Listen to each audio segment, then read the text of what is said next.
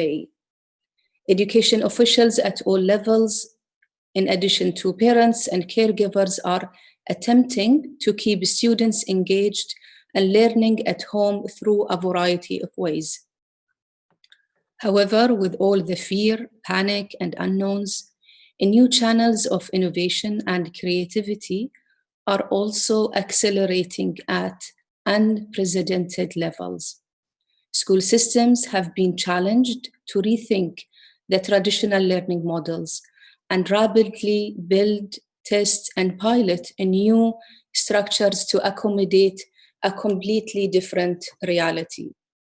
So we must ask ourselves what we can learn from this to improve our systems for the future.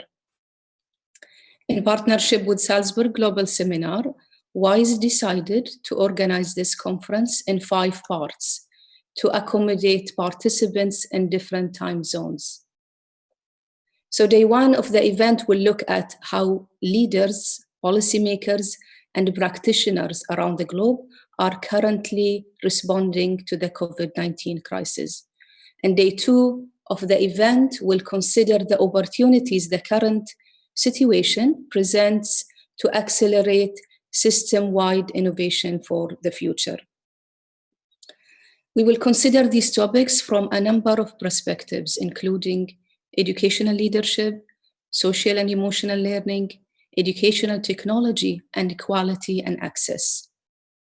More specifically, we will discuss specific questions. Number 1, in what directions should school leaders be navigating their systems to become more resilient and future ready in the face of uncertain future? More specifically, what are members of our community doing now in their systems to accommodate an unprecedented reality where the majority of their students are learning remotely? Number 3, how can we learn from the experiences of others to lead and strengthen our own systems in the face of unexpected crises? Where does well-being and SEL fit into all of this? Is SEL even more important now to cope with the uncertainty and unpredictable future? How can we ensure that all students in different contexts, different countries, have access to quality remote learning programs, particularly in places where internet connectivity is unreliable or there is little access to home computers and other such e-learning devices? Over the next 2 days, we hope to engage in thoughtful and lively conversation about these topics, but also other challenging ideas that will come from the discussion. We are fortunate enough to have a lineup of incredible speakers from around the globe, from practitioners in the front line to policymakers who are dealing with such crises, to lead us in these discussions, but we also hope to hear from you, our participants and audience. Finally, I'm very happy to now introduce you to Dominic, Program Director at our partner organization, Salzburg Global Seminar, who will walk you through some of the technical logistics of our discussion. And also, he will share the purpose of organizing this event and how to engage our community during and after this event. Thank you, everyone. Thank you, Dr. Asma. I'm Dominic Register and I work on education programs at Salzburg Global Seminar, and I'm also delighted to welcome you all to the Education Disrupted, Education Reimagined conference. Salzburg Global Seminar is an independent, not-for-profit organization founded in 1947 in the aftermath of the Second World War and based in Salzburg in Austria. Our core mission is to challenge current and future leaders to shape a better world, which feels particularly topical and timely in the context of the current crisis, and more specifically for our conference over the next 2 days. I am also, along with Dr. Asma and several other speakers, part of Karanga, the Global Alliance for Social Emotional Learning and Life Skills, and we will hear a lot about social and emotional learning during the conference. This conference has come together in just 3 weeks And like Dr. Asma said, we have a fantastic lineup of thinkers and education leaders, and we're very grateful to all of you for giving of your time and sharing your expertise. When we first started to plan the conference, we settled on 3 key objectives, which were, first of all, to help understanding around what is happening in different education systems during the COVID-19 pandemic. Secondly, to provide an opportunity for the exchange of ideas and practice across different education systems in terms of what is working as short to mid-term education responses to the disruption that the pandemic is causing. And thirdly, we hoped to help stimulate global conversations about how education can be part of a Build Back Better narrative and what might change within education systems when the new normal emerges after COVID-19. All of the different components of the conference over the next 2 days and the conversations that we will help organize in the weeks that follow are intended to help meet those different objectives. The level of interest in the conference and the number of people who have registered for it, particularly in the last couple of days, has inevitably changed some of the ways we had planned to engage with all of the audience. So for example, as the numbers grew, we decided to hold it as a Zoom webinar rather than a Zoom meeting, which limits the degree of interaction that there can be. However, one of the great advantages of virtual or online convening is that we're not time-bound in the way that we would be if we were physically all together for the next 2 days. We see the next 2 days as very much the beginning of a whole series of different conversations that we hope will help shape, refine, and improve how education systems respond to the disruption the pandemic causes. And we hope will also go on to help shape fairer education systems that are better designed around 21st century lives in the future. Both Salzburg Global and WISE also see this as the first in a series of similarly themed online conferences, and we are very keen to hear from you and work with you to shape the focus and agenda for future conferences in the series. The final part of each session in the conference, the now slightly misnamed community conversation, will focus on this, and we'll talk more about how you can contribute in that when we get to that part of it. So please use the chat function on Zoom, as many of you are already doing, to share where you're from, where you are socially distancing from, to use it to share research or articles that are pertinent to the discussion at the time, and to post questions and comments as the conference progresses. Each of the different moderators has a small team of people working with them to monitor the chat, and we'll try and bring in key themes when we get to the Q&A part of each section. Everyone who is joining us through Zoom can download and save the chat when they leave the conference. One of our mantras at all the programs we run in Salzburg is to be tough on the issues, but kind on each other. So even if you disagree with a comment, we would ask you all to respect that approach. And finally, we would love for the conversation over the next few days to move beyond those of us who are joining through Zoom. So please take the conversation far and wide on social media. We're using 3 hashtags. Hashtag SGSEdu, hashtag WiseAllIn, and hashtag FutureEd. And it now gives me enormous pleasure to hand over to the CEO of WISE, Stavros Iannouka, who's going to be our moderator for the opening keynote address. Stavros. Thank you, Dominic.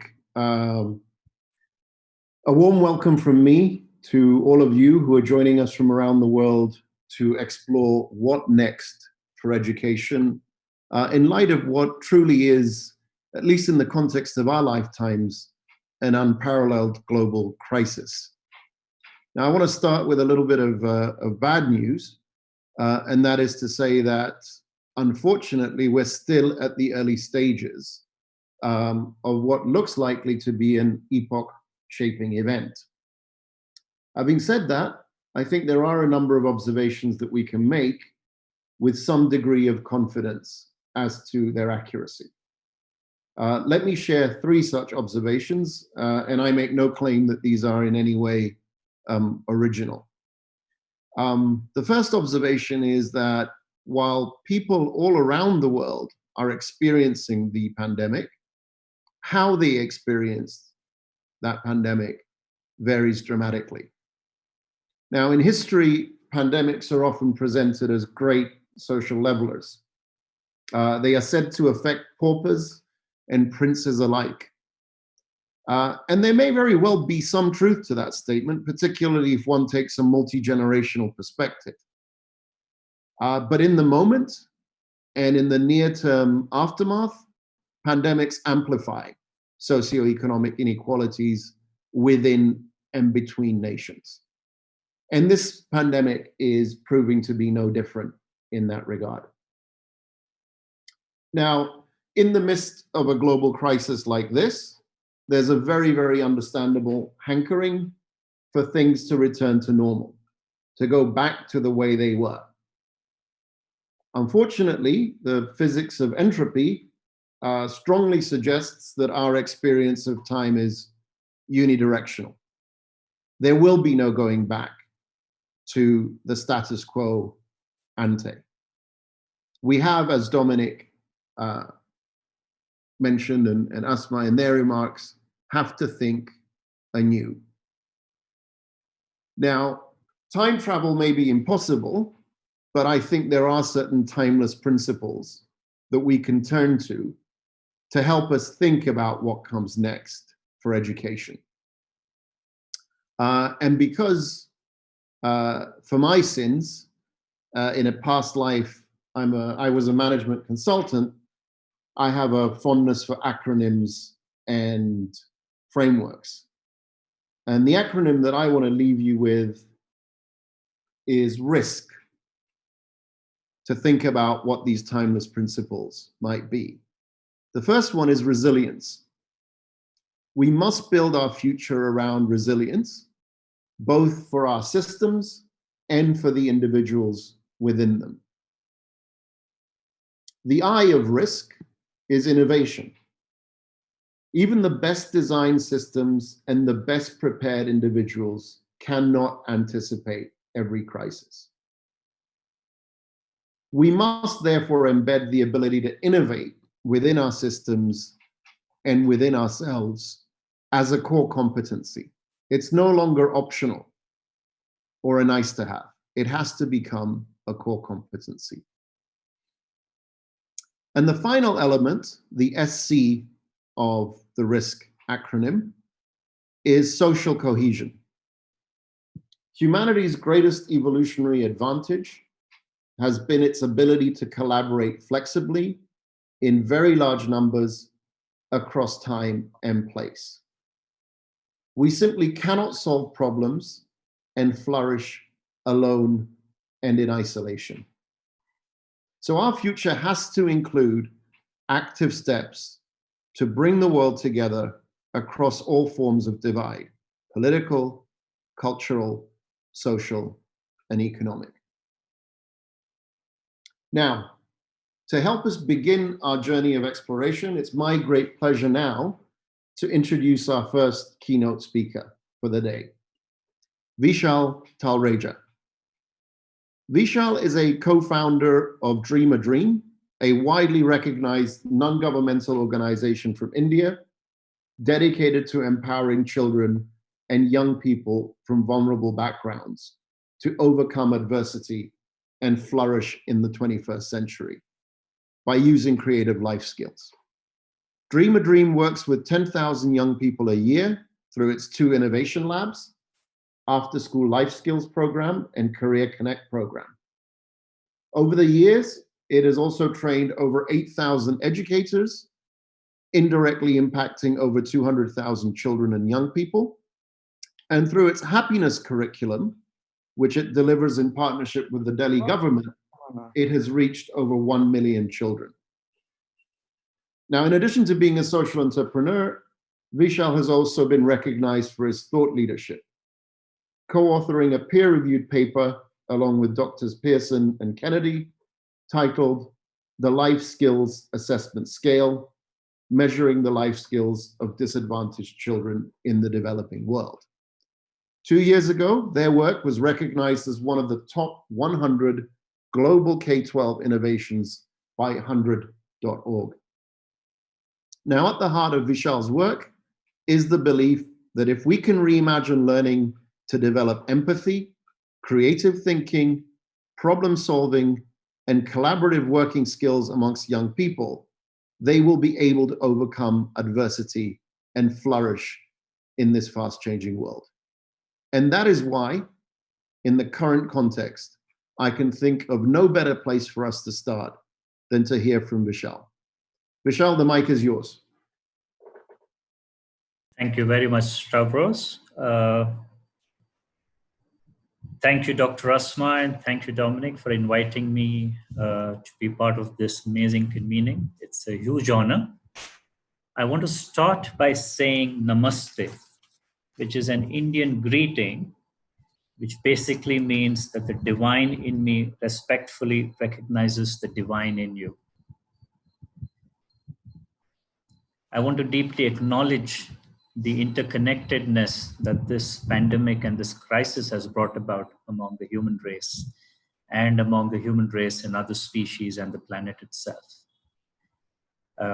We are all in this together and trying to respond to this crisis from a space of collaboration and deeper understanding. So it's a huge honor for me to be part of this. Thank you very much. I think we know the numbers. We know how education for over 1 billion children has been impacted because of this pandemic.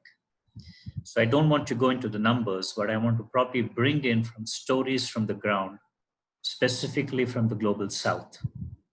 I'm based in India, and over the last 4 to 6 weeks, we have been talking to young people on the ground in the communities that we work in both urban and rural communities, and listening to what's coming up for us, what's coming up for young people as they are making sense of this crisis. And this is how, in their own words, education seems to have gotten disrupted. Young people across the board are feeling tremendous amounts of anxiety. They're coming back to us and asking questions around, will school reopen at all? When will school reopen? Will my examinations happen? Will I be pushed to the next grade, or will I have to repeat an entire grade? Children in many of the communities that we work with, which are largely very vulnerable communities, have suddenly been expected to act like adults. Their parents have lost livelihood opportunities, income sources, largely because parents are daily wage earners. So children have been forced to provide stability, many cases emotional stability in the family to their younger siblings, and be carers and providers and decision makers in the family. And they're not ready for this role. There's a lot of confusion that young people are currently experiencing because there is very little and very contradictory information about the pandemic itself. There's fake news, which is causing fear, which is leading to many questions. There's anxiety around, will my parents stay alive? Will they be dying? What will I do if I lose my parents? How will I take care of myself and my siblings and life? This pandemic has also caused children to lose the safe spaces that they had. Many of the children that we work with come from families and neighborhoods that are violent and abusive. The homes are very small, usually just 10 feet by 10 feet homes. And now, because everyone is stuck at home, they're not allowed to step out because of the lockdown. If they're in an abusive home or a home which has violence, then they have nowhere to escape.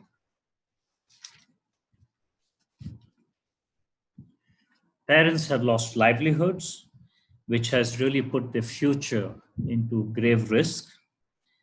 They have immediate needs to meet because many families do not have savings.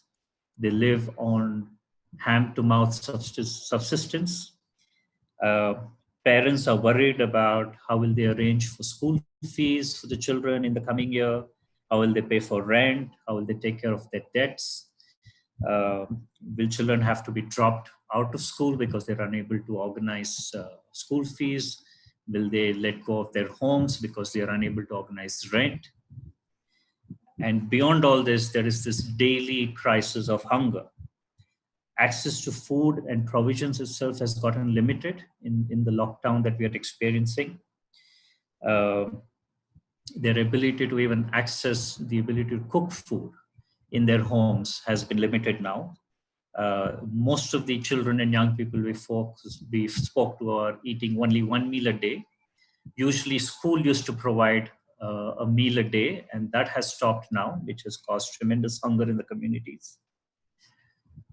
A big challenge and a crisis that we are seeing in India specifically is that as we went into lockdown as a country, huge populations of daily wage earners who are working in urban areas decided to migrate back to their villages. If you've heard the news, you would have seen thousands of families carrying kids on their shoulders, walking hundreds of kilometers to get back to their villages with nothing in their hand. This migration is going to disrupt education for children because we don't know if children are going to come back to the cities, their families are going to come back to the cities, which means we don't know if they're going to join school. So we might see a huge dropout of kids because of this migration. There is definitely loss of learning. While there has been an amazing response of digital resources that have been made available for children across the board, we do recognize that 80% of the populations that we work with don't have access to internet, to smartphones, to computers, to access digital resources. Even if they have access to a smartphone, their families, because of loss of income, don't have money to recharge their phones. In many cases in villages, they don't have access to uninterrupted supply of electricity, limited bandwidths, which has impacted their ability to engage even with online learning or digital learning. We do see a big disruption happening in girls' education because of this.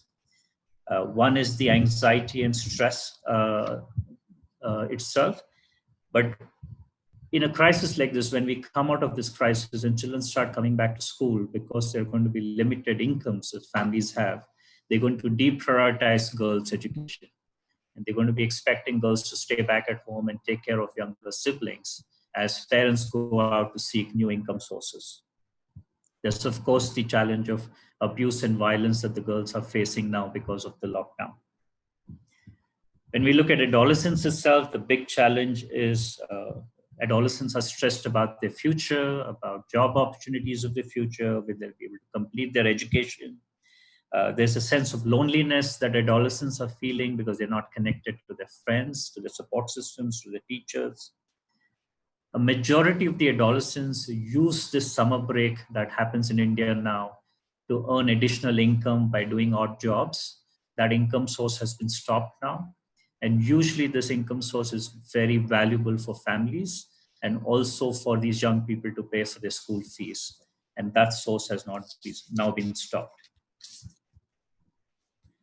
The result of all of this and the disruption in education and the stress and anxiety that this crisis has caused in the lives of children and young people has resulted in long-term impact of trauma, a sense of helplessness, hopelessness.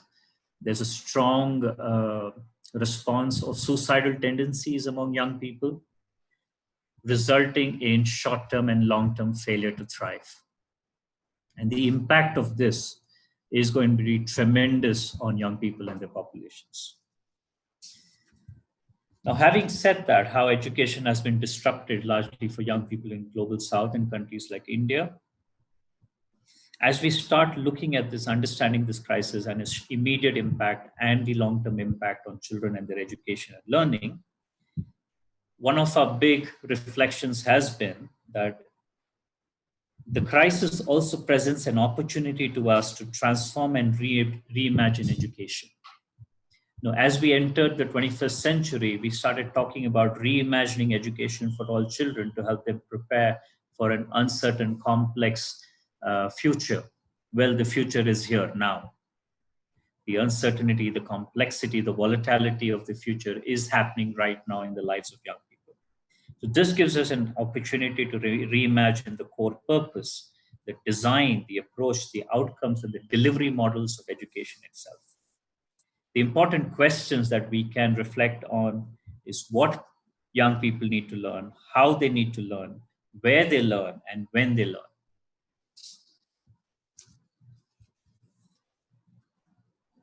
Some of the insights that we have been reflecting on around this reimagination of education has been that we need to move from the traditional linear model of education, which is preparing kids for a workforce, which is extractive, to now moving kids to prepare them for this world of anxiety and uncertainty and volatility. That is also pushing us to redefine what does the role of education and success of education really mean. If you go back and understand why the crisis happened, it has happened because somewhere down the line we got disconnected as a human species, not just from each other, but also from other species, and most importantly from the planet. So as we look to redefine what does the success of education mean, the role of education is no longer just creating workforce of the future, but is really around helping children and young people move towards ideas of thriving. Thriving that is not only individual focused, but thriving that also brings together communities, societies, and helps the planet to thrive. Some of the ways the role of education is no longer just creating workforce of the future, but is really around helping children and young people move towards ideas of thriving. Thriving that is not only individual focused, but thriving that also brings together communities, societies, and helps the planet to thrive. Some of the ways the role of education is no longer just creating workforce, but is really around helping children and young people. Why is it repeating? Thriving. Thriving that is not only individual focused, thriving that also brings together communities, society, and helps the planet to thrive. So some of the ways we are seeing education show up in India and how it's responding to the current crisis. One important way we have seen is the happiness curriculum used in the Delhi government 2 years back. It's been running now for 2 years. And the design of the happiness curriculum was around focusing on well-being of children through mindfulness practices, through storytelling and play-based experiential approaches. And what we have seen is now the curriculum itself has been running for 2 years in about 1,024 schools with 800,000 children from grade 1 to grade 8, where each child gets a 35-minute session of a happiness curriculum every single day, usually starting the school day with a happiness class. And as we reached out to some of the children and teachers who had been through this program for the last 2 years to understand how that has helped them in this current crisis, what has been heartening to note is that the mindfulness practices have really helped children stay grounded and stable in this crisis. They have introduced some of these mindfulness practices to their parents and other children in the neighborhood, and has created a sense of calm in their homes and communities. Teachers themselves have used the happiness classes to, one, bring more calm and stability into their own lives and in the lives of their families, but also be able to reach out to children in their communities. The Delhi government has now introduced an interactive response system whereby parents can just give a missed call to a number, and that number will call them back and give them sessions from the happiness curriculum that they can do with their children at home. And there's been a huge uptake of this model in the current crisis.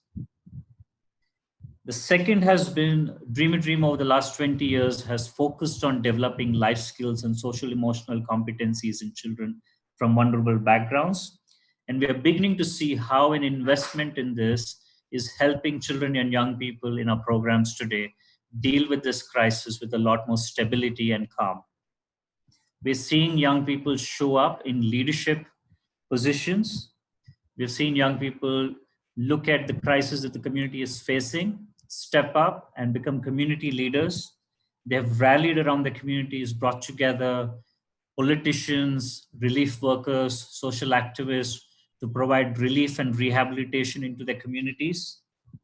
We had 2 young people who came together and started setting up simple videos which could be shared through WhatsApp in the communities around giving them information about the COVID crisis and giving them information about how they could make masks at home and sharing correct information about the crisis among young people in the communities. We had one young woman whose father had a stroke while this crisis and the lockdown was going on. She took leadership in her family. She got her father admitted. They didn't have money to pay for the operation. She rallied support from from her peers, peer networks, from people in her workplace, raised money for her dad's operation. While she did lose her father to the operation, to the surgery, she showed tremendous leadership, calm, sensitivity, and empathy, not just towards herself, her family, but also towards the health system. And this is how we're beginning to see young people show up using the life skills, using the social emotional competencies that they've developed in, in this crisis. What we are also seeing is teachers are showing up in a whole different way. An interesting and heartening piece of how teachers are reimagining education in this crisis is the majority of the teachers that we work with in communities, specifically in semi-urban and rural communities, come from the communities where the children stay. So while schools are closed, teachers are stepping up, showing up in these communities to support children emotionally. They're creating safe spaces for children to come and share their anxieties and stress, creating spaces of listening and validation, and supporting children through this crisis emotionally.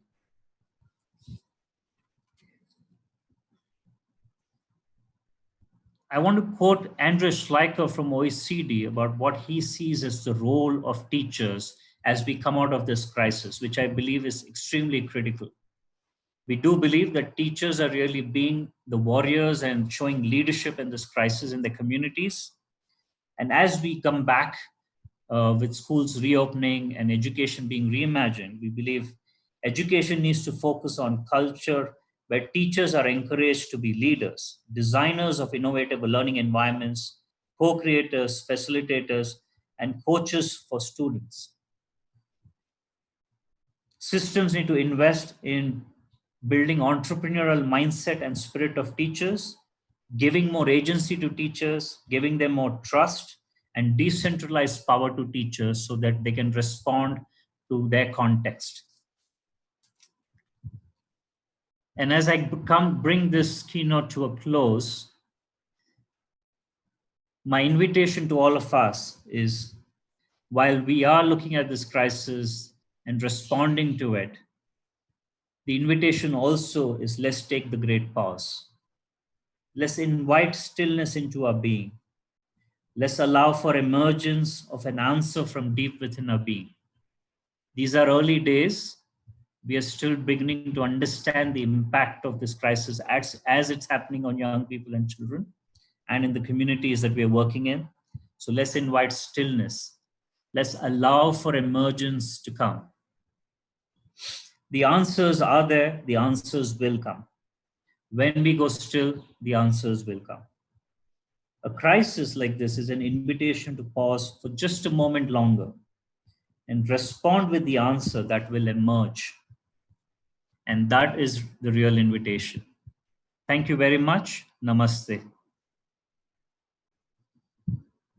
Thank you, Vishal, for that very, very insightful and enlightening talk to kick us off. What, as I reflect on what you said, I have three main takeaways. The first is how you began your keynote by relaying to us some of the experiences from the ground in India in particular.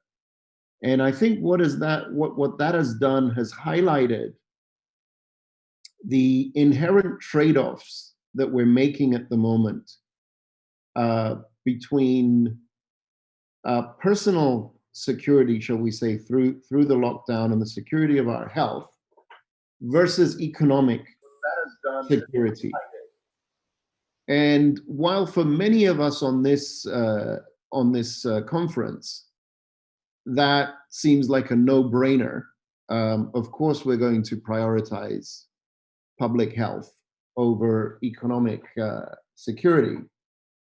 I think for many people, particularly day laborers and people who live hand to mouth, this is not an easy trade-off to be making. And I think the longer this lockdown carries on, the more acute that trade-off is going to become. And so I do think we need, in the deliberations that are going to follow, to think very clearly and dispassionately about these trade-offs, and to not be afraid to tackle the difficult choices that we're going to be confronted with. The next takeaway that I noted and that I appreciated very much is you did a very good job, I think, of highlighting the links between education and other domains. The way I like to think about optimal education is I think of it as sort of three concentric circles. The inner circle is the self and an understanding of the self. The middle circle is really understanding interpersonal, human-to-human interactions. And then the outer circle is really understanding how the self and human-to-human interactions fit within a broader ecosystem. And I think what you've done very nicely is actually highlight the fact that our education system has been traditionally, or maybe in this present moment, or just before this present moment, been almost obsessed with just one dimension of that interpersonal human-to-human space, and that's the economic and the world of work. And we've neglected, firstly, all the other ways that we human beings interact with one another, culture being the most obvious, but also family and society and community. But we've also really almost have very little to say about a true and deep understanding of the self, and how our actions as individuals and as communities impact our broader ecosystem, whether it's other species, the planet. All of those are critically important. And so I want to echo your appeal that we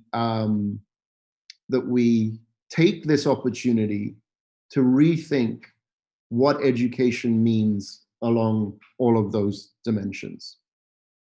And finally, I do agree with you that if there is a silver lining, and it is, in my view, only a lining, unfortunately, but it's there, and we should take this opportunity, is that as we have time to reflect, let's use that time constructively. Let's invite the stillness. I know it's very much a part of your cultural tradition, the idea of stillness. It also has roots in parts of my cultural tradition, classical Greek philosophy, and in particular Stoicism, that invites people to reflect deeply and to think calmly. Let's use this time constructively, so that when we do come out of this, and we will come out of this, we emerge in a stronger and fairer community, global community. So with that, I note that we are a little over our time. Vishal, I want to offer you the last word, if you will, before we hand over to the next session. Thank you, Stavros, for this beautiful summary. Really appreciate, again, this opportunity. And I'm really excited by this coming together this collaboration we're doing through these convening, and hoping that together we can find the answers that we seek for all the children in the world. So thank you very much. Thank you, Vishal, and organizers, over to you. Great, thank you very much indeed, Stavros. Vishal, that was a fantastic opening keynote, and you've given us all a great deal to think about over the coming 2 days and beyond that. Now, we're going to change the pace now, and we're going to hear 3 shorter presentations from really interesting thinkers and practitioners working in different education systems and globally. And I'm going to hand over to Simon Breakspear, who's going to be the moderator for this next session. Simon, over to you. Well, thanks so much. And it is great to be with you all. To Dr. Asma, Stavros, Vishal, thanks for starting us off in such a good way and framing for us the human side of the endeavor that we have in front of us about how to take our schools through this crisis and into some type of new future. And with that broad lens and canvas that's been painted, we're now going to move into some snapshots from the front line. That whilst there's a lot of people at the moment spilling a lot of ink, pontificating about where education might end up on the other side of this crisis, we're going to engage with 3 of our global experts now who are deeply embedded on the ground. Explore with them some of the interventions they're starting to rapidly deploy, some of the practices that they're trying, and some of the lessons that they're learning about what works for whom and under what conditions. And the great thing about this event is we are truly bringing together our WISE global community. And one sub-part of that community is a network that Dr. Asma kicked off about 2 years ago now called the All In Network. Those members of that community are deeply committed to building leadership capacity, particularly school leadership capacity to be adaptive, to be agile, and to be able to innovate. And we've got 3 members of that network, Deborah from Dignitas Kenya, Azad from Global School Leaders, which is a global organization, but particularly has done some terrific work in India. And then Robin Whitaker from Partners for Possibility, based out of South Africa. And what we're going to do over the next half an hour or so is hear from each of them for about 10 minutes. And we'll try to keep it to just that 10-minute window if we can, even though we know each of these leaders could easily fill our entire spot. And I'm going to ask each to share some deep practical insights about their experiences and what they're doing on the ground. We'll have a little bit of a chance for chat and questions between, and then we'll bring them all together to try to draw some threads. So why don't we start off with South Africa with our dear friend Robin from Partners for Possibility. And as you're ready, Robin, we'll hand over to you. I know we've got some slides as well that you'd like to share from each, and we'd love to hear what you're learning so far in your work on the ground. So welcome to Robin, Deborah, and Azad, and let's kick off with Robin. Over to you. Thank you, and good morning to everybody. It's been such a pleasure to listen to Vishal and Stavros speaking, and really I think has painted such a beautiful picture of the need to address this crisis from an incredibly human center, and to look at deepening our appreciation of how all of our actions come from the space of where we personally sit and our own personal levels of anxiety, and how important it is to find the center space in oneself before one can even hope to start addressing the issues. I wanted to ask if I'm able to share my screen. I tried a few seconds ago, but it says that I can't. There we go. Thank you. All right, let me just try and do that. So good morning to everybody, for those of you for whom it is morning, and really looking forward to sharing with you the approach that Symphonia has taken to the COVID-19 crisis in South Africa. Just to give you a little context, so our organization is called Symphonia for South Africa, and our flagship program that I'll be speaking to and focusing on today is a program called Partners for Possibility. But Symphonia for South Africa's mandate really is quite a lot larger than simply education or leadership. our organization is founded on the principles that in order to create impact, and what we want to bring to our country is to contribute to the mobilization of active citizenship, foster cross-sectoral collaboration, and really work towards building our social fabric so that we can address the critical issues of our country. And when we look at that sort of definition of our organizational mandate, it fits so closely with the issue that we face right now with COVID. And so we really have believed that it is essential for us as an organization to be actively involved, not to stand aside because the particular project that we run is education focused, but to actually look at some of the broader issues as well, where it is possible for us to do so. But our primary focus has been to do that through the program Partners for Possibility, which we run in South Africa. What Partners for Possibility is it is a nation-building leadership development program in which we partner mid to senior level business leaders with the school principals of our under-resourced and marginalized government schools. So the schools really that have been have suffered from the consequences of a deeply embedded apartheid system, and despite every effort to remedy that, remain marginalized and remain very much in service of the poorest of the poor in our communities. And this really is around creating opportunities for the gifts of different sectors to be brought to bear upon each other. It is quite powerful in terms of allowing into what the real country issues are and what the issues facing education are, and bringing some of what business has to give into that sector. In terms of really the heart of this work is not about transactions. So it's much less about money and resources as it is about creating transformative leadership opportunity and equipping the partners who participate on the program to become change agents for the schools within which they are working. And it is about creating an environment that allows for transformative partnership to develop, where we have people who might never encounter each other under ordinary circumstances, falling in love with one another and becoming deeply invested in the well-being of each other's lives and others' communities. We've created more than 1,000 and slightly under 1,250 of these partnerships to date. And before COVID hit, we were launching new partnerships at the rate of about 10 new partnerships every 2 or 3 weeks.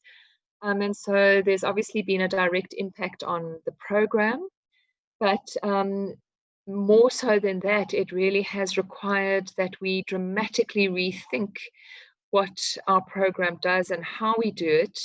And we take it from what is essentially a very high touch model. There is a lot of personal engagement and interaction in this model. And we managed to transition that into a tech facilitated ability to maintain relationship and maintain community, and very importantly, maintain support for these partners at a time that is really challenging for particularly our educators, but in fact also our business community. So, and it really is about being in service of those who matter most in our work, which is how do we facilitate the adult relationships and the adult well-being so that we are better able to take care of those who matter most, which are the children in the system and the care that we need to provide to them. So really that's just a snapshot of the type of spirit of the Partners for Possibility program. And as you can see, it's about engagement, it's about working together, it's about passion, and it's very high touch. It's about really bringing together people from extremely different environments to develop what is called a common in-group identity, or a common objective and purpose around which they can align and bond and do very powerful work. And so, you know, we always define success. One of our hugest KPIs is are people's eyes shining? Because if people's eyes are shining, then we know that they themselves are in a space that they can make positive contributions to their own lives, to the lives of those around them, and to the school system to which they are contributing. So in terms of crisis management, and in terms of managing the COVID environment that we now live in and that we find ourselves in, we really had a response in terms of 3 phases. So when we initially started to expect COVID, we started to prepare ourselves for our short-term crisis management, particularly around understanding the implications for our program, and even more importantly, trying to understand the implications for our community that participates in this program. And so our first steps were really around short-term crisis management, putting into place some methodologies and some tools to assist our partnerships and the circles of partnerships with which we work to keep connected. We are very fortunate in that the model is designed for intimacy and it's designed for local delivery. And so for every circle of partnerships that we run, each circle is run by a qualified life or business coach that takes the role of learning process facilitator. And so every learning process facilitator is quite easily able to reach out to the 18 or 20 people that are in their ambit, that they are working with, and connect with them. And so keeping connected was a huge initial focus. And we really worked extremely hard to support particularly the principals in our network who are often slightly tech phobic, not all of them, but there's anxiety about technology. And because we are working with very, very under-resourced schools and typically schools without access to data, to the internet, to tablets or computers, etc., finding ways to do that was important. So we made a lot of use of WhatsApp. We did a lot of training around utilization of Zoom or other kind of conference calling capabilities. Most of the principals do have access themselves to technology. But what we wound up finding is that we would really call on their families, so often using their children to help them to set up their own access into the communities that they were participating in as part of Partners for Possibility. We then ran some of the first steps that we took was to really start to see if we could address the anxiety that was prevalent.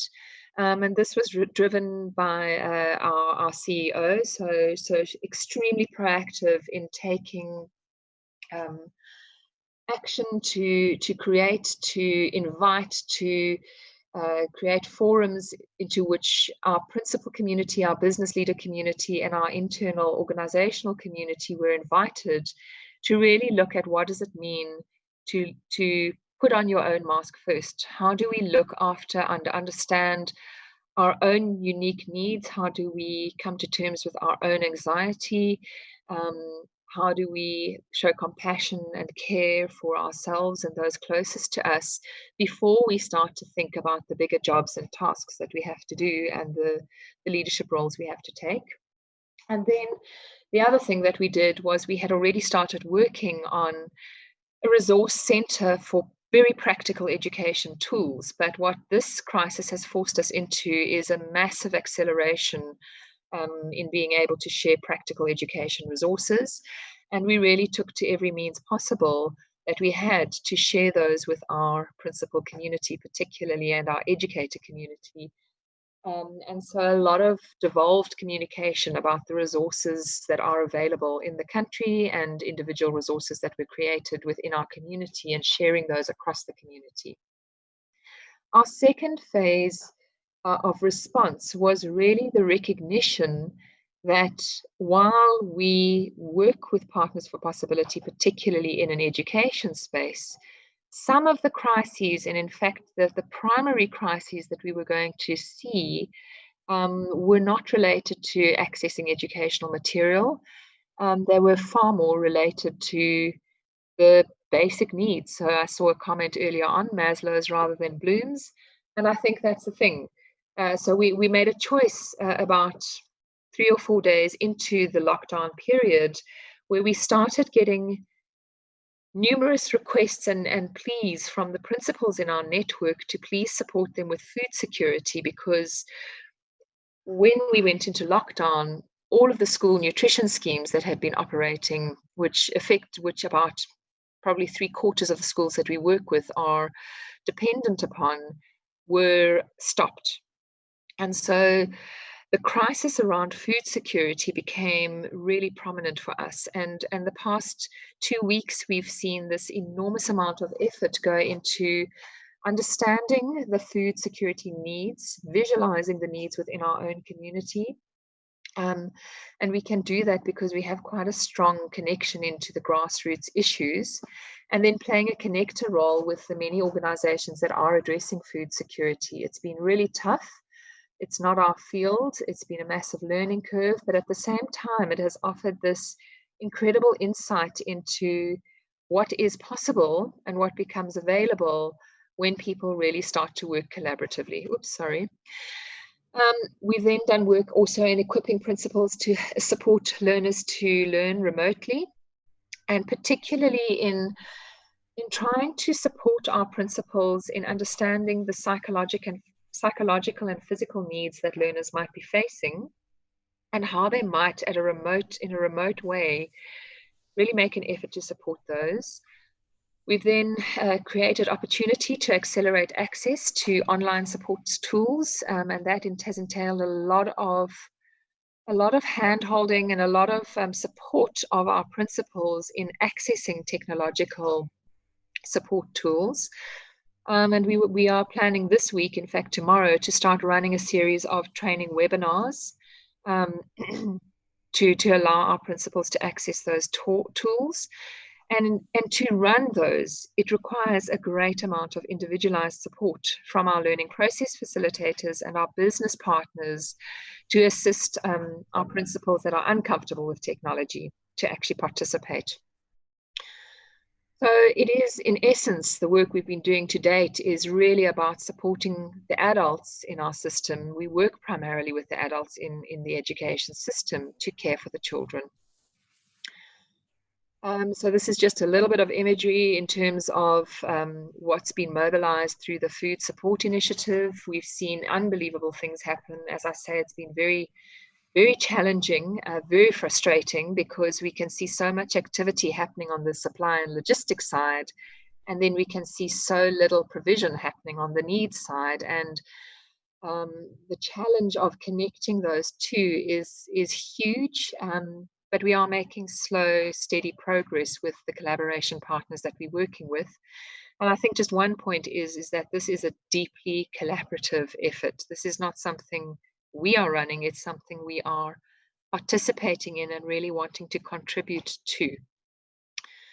So these are some of the images of where schools have been proactive, taken into account the social distancing measures insofar as is possible, not so much in the bottom right-hand picture, but really trying to find ways to supply these children who typically have so little access to food security with at least a meal a day or food packages for their homes, etc. Medium to longer term management, I think we are starting to find the gifts that have become available. So the one huge gift is that this crisis has really Robin, accelerated. Simon here. Yes, Simon, I'm out of time. I'm so sorry to interrupt midway. I just know that we've got such richness coming in from our other two. So can I ask, just maybe give us some of the headlines on this one, and then we'll bring you back in when we get some of the other comments. Not a problem. So I think really the medium to longer term change managers is trying to seize the gifts that have become available, and to really use this opportunity to raise awareness. And in terms of preparing for the future, really using what we've discovered to communicate to our funders, our business community, the immense need for ongoing support for our principals and for collaboration.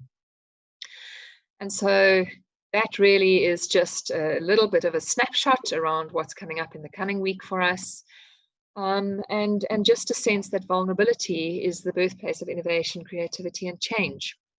And it is extremely exciting to see this starting to happen. So thank you so much, and looking forward to hearing the other two speak. And I would love to speak at some point about Stavros's comment on I, we, and the work, or the individual, the relationship, and the actual environment participating in. Well, Robin, thank you so much for taking the time to share all of that. I must say you must be exhausted. It sounds like you guys are just moving at such a rate. And for many tuning in, I'm sure whether they're school models or like yours, working in partnership with schools, in some ways there must be a level of frustration. You work so hard to create this model of partnership, and you were birthing rich partnerships better than anyone else I know. And then just at that level of scale, which so few social sector organizations get to, there's this rapid sort of interruption to that model. But I think what we heard from you, and what will probably resonate with so many across the world listening in, is that whilst your model of partnership was disrupted, the deep values and approaches to partnership of keeping connected, focusing on the core human needs, taking one step at a time and listening closely to your users and what they really need, that all came through so clearly in what you've been doing just over the last month or so.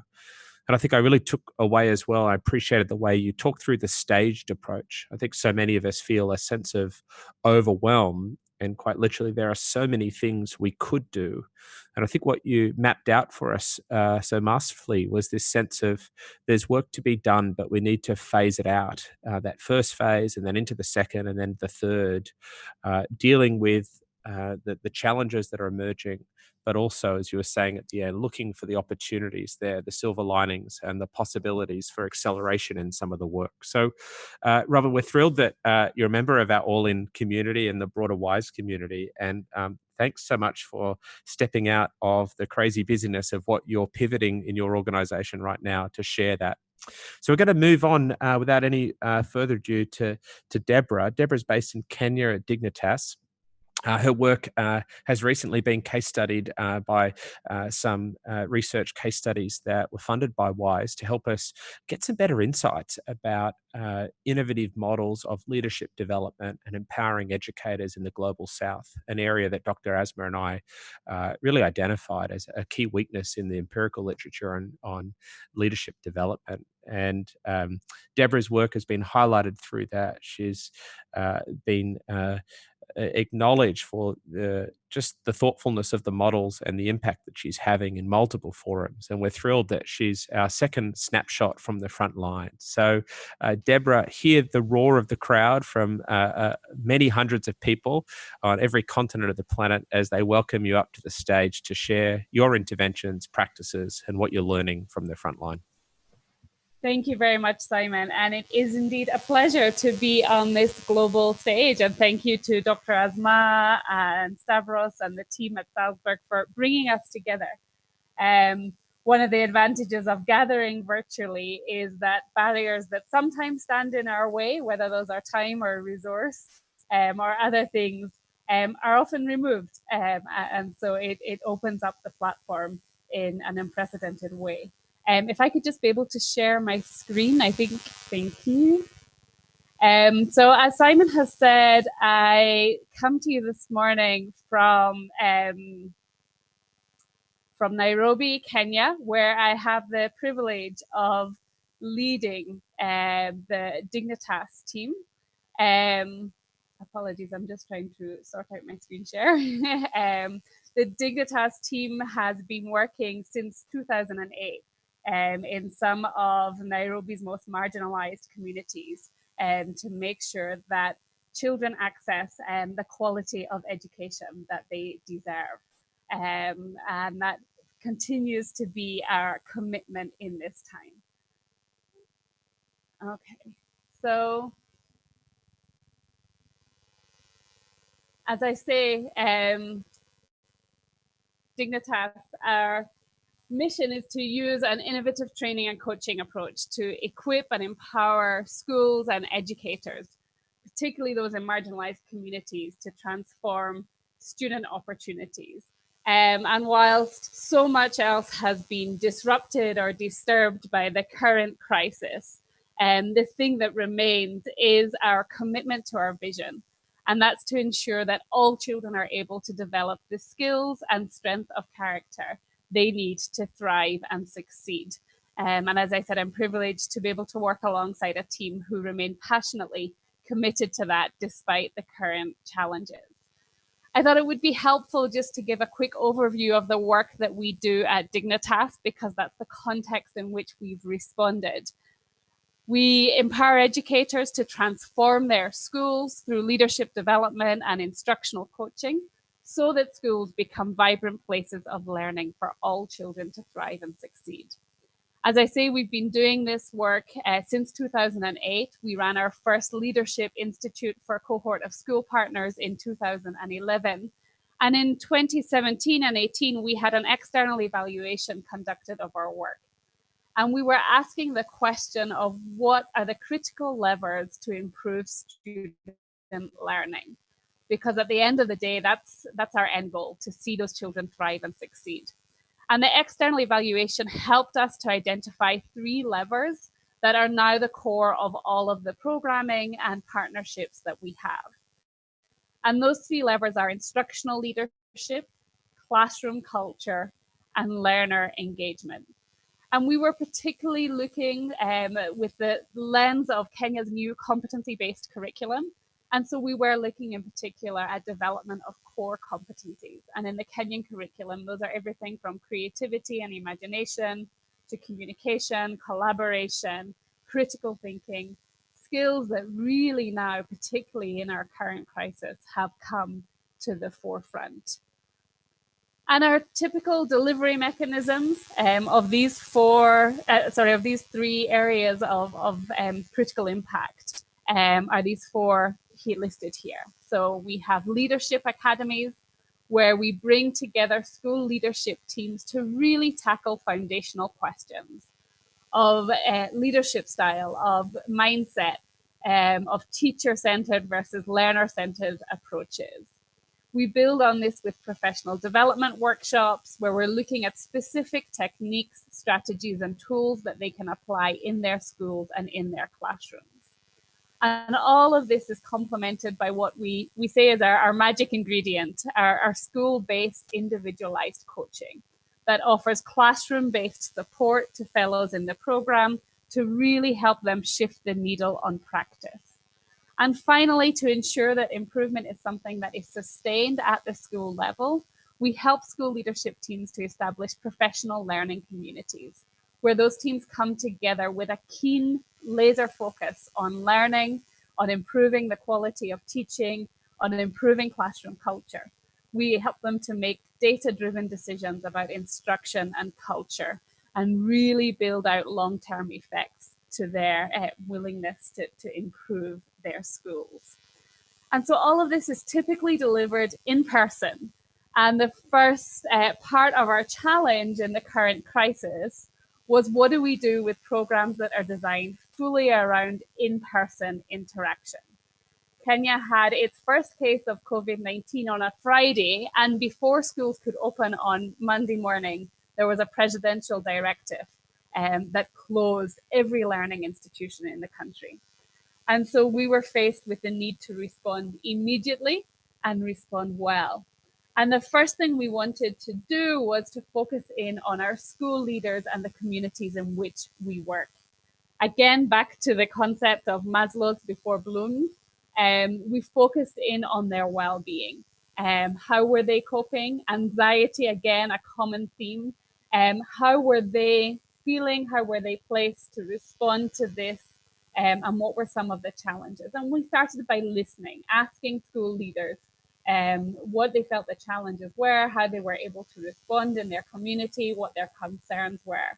And I really appreciate the way Vishal in his opening keynote broke down some of the very real social needs that came to light in India. And many of those resonate with what we see in many of our communities around Kenya, and I'm sure other parts of sub-Saharan Africa also. So we wanted to be cognizant of these concerns and of these needs. We then wanted to make sure that school leaders were connected. So we prioritized connecting them to a group of peers and to one of our own leadership coaches. And all of that was building the foundation to continue to offer some of our training and coaching and community, albeit virtually and remotely, as opposed to in person. But the second piece of the challenge for us tied back to many of the concerns that Vishal mentioned. With such a large portion of the world's student population out of school, and much of that population being in marginalized communities. For example, just in Nairobi, our capital city here in Kenya, 60% of our population live in informal settlements. And of that 60%, typically only 35% access government education. So we have a huge portion of the population who were already excluded from public provision and now risk being even further excluded. And so we had to ask ourselves how we could respond to some of those needs. And we asked ourselves essentially, what do we have in our hands? What do we have as assets in our communities that we can leverage to respond in this situation? And we recognize that probably our biggest asset is indeed the community of school leaders that we're privileged to work with. Over the years, Dignitas has now worked with about 1,500 educators. How do we bring them together? And we began to ask ourselves questions about what role they could take on, how we could equip them for that role, what competencies and support they might need to fulfill that role. And we began to shape a program with them in mind called Leaders of Learning. And this is very much a work in progress, but essentially looking at how Dignitas leadership coaches can offer specialized training and coaching to those leaders of learning so that they gain a critical set of competencies and are equipped to virtually support clusters of households within their communities. Now, we recognize that the majority of those households are either low tech or no tech. And so we're very much planning with that in mind. We're leveraging on the government's national radio broadcasting of education curriculum, but we're also looking at printed resources and being able to deliver those directly to the communities and the households that need them. And all of this with the aim of ensuring that children from the most marginalized communities have their well-being and learning protected so that they continue to thrive and succeed. We still go back to our regular delivery mechanisms. So these have obviously shifted to digital platforms. We're leveraging chatbots, digitized content, WhatsApp, and many other methods of being able to communicate all the time, bearing in mind our low-tech and no-tech communities and households. And as you can see here, it's really about equipping a network of community champions, making sure that they're able to follow up on specific clusters of households, each with their own clusters of children, and delivering support in a timely manner, prioritizing not just learning, but well-being and child protection. And I want to just conclude with this point because I think this came out in Stavros's introduction. But one of the key things we're seeing in this season as a means of just success and of allowing children to thrive and succeed is collaboration. And I think the willingness of organizations, whether public, private, or nonprofit sector, the willingness to come together to share resources, to share learning, to share expertise is really what's going to drive change in this season and really is what's going to allow us to be successful. And we've simply been overwhelmed by the willingness of people to engage and so grateful for the support that we've been shown across the board as we've developed this. So thank you all. It's been a privilege to share and I look forward to engaging further as we address some of the questions around this. Thank you, Simon. Back to you. Absolutely brilliant, Deborah, and thanks so much for also taking a little time out of the hectic redesign work that you're doing to pull together some of those insights for us. And I must say, I felt for you as you described your model, and I know it well, obviously, through the all-in work that we've done together in the WISE community. But when we're sort of talking about the special source of your model being the in-person coaching. And I can only imagine the number of times as you've talked to funders and shared with passion the model and why your model has had the success it has. There's so much to do with that human-human connection to leaders, and then your deep passion to help educators be empowered through professional learning communities. And again, that's about being close to each other, collaborating person to person around student assessment data and thinking about next steps. And so once again, in your model, there's so much about the core active ingredients of your change model that has been truly disrupted by the COVID work. But as is your normal form, Deborah, you've been very much solution finding, solution focused, and found a way to pioneer. And I think for those of us who are working in similar contexts to Kenya, I think there's lots of practical things that they've been able to take away from the way you've been talking about some of those limitations as real drivers for innovation. But one of the other pieces of work that Charlie Ledbetter had done, another author for some reports for WISE, he's talked about frugal innovation and about learning from the pioneers on the edges, and that actually some of us working and living in perhaps OECD contexts can actually learn and should be looking to the global south and pioneers and innovators there for solutions to some of the challenges that we're facing as well. And I really loved your finish up there around collaboration, those new forms of collaboration. We heard that from Robin, and it's coming through loud and clear that the boundaries of our organizational remits and work are starting to break down as we find ways to connect more deeply with other partners. I heard that even Apple and Google are starting to collaborate deeply around a few things. And I think that's probably a signal that we are in new times. And as you say, deeper levels of collaboration is the only way we're going to try to overcome some of the challenges that we're collectively facing. So, Deborah, thanks again. It's great to hear from you in Kenya. And then, Azad, we come to you now. Last but definitely not least, you were there at our first all-in meeting in Qatar a couple of years ago and helped us set the agenda to make sure that WISE All-In Network was going to be a truly global network, not dominated by narratives from Australia and New Zealand and the UK and England, but really bringing to the fore educational innovation, leadership development approaches from India, from East Africa, and from the other places that you've been working as the co-founder of Global School Leaders. So Azad, I hand over to you to share a little bit about what you've been doing on the front line as you pivot and redesign your models across the different contexts that you're working. And then we'll try to draw together some of the things that are emerging from our 3 snapshots so far. So Azad, over to you. Super, thanks so much, Simon. I'm going to try and share my screen, but okay, hold on.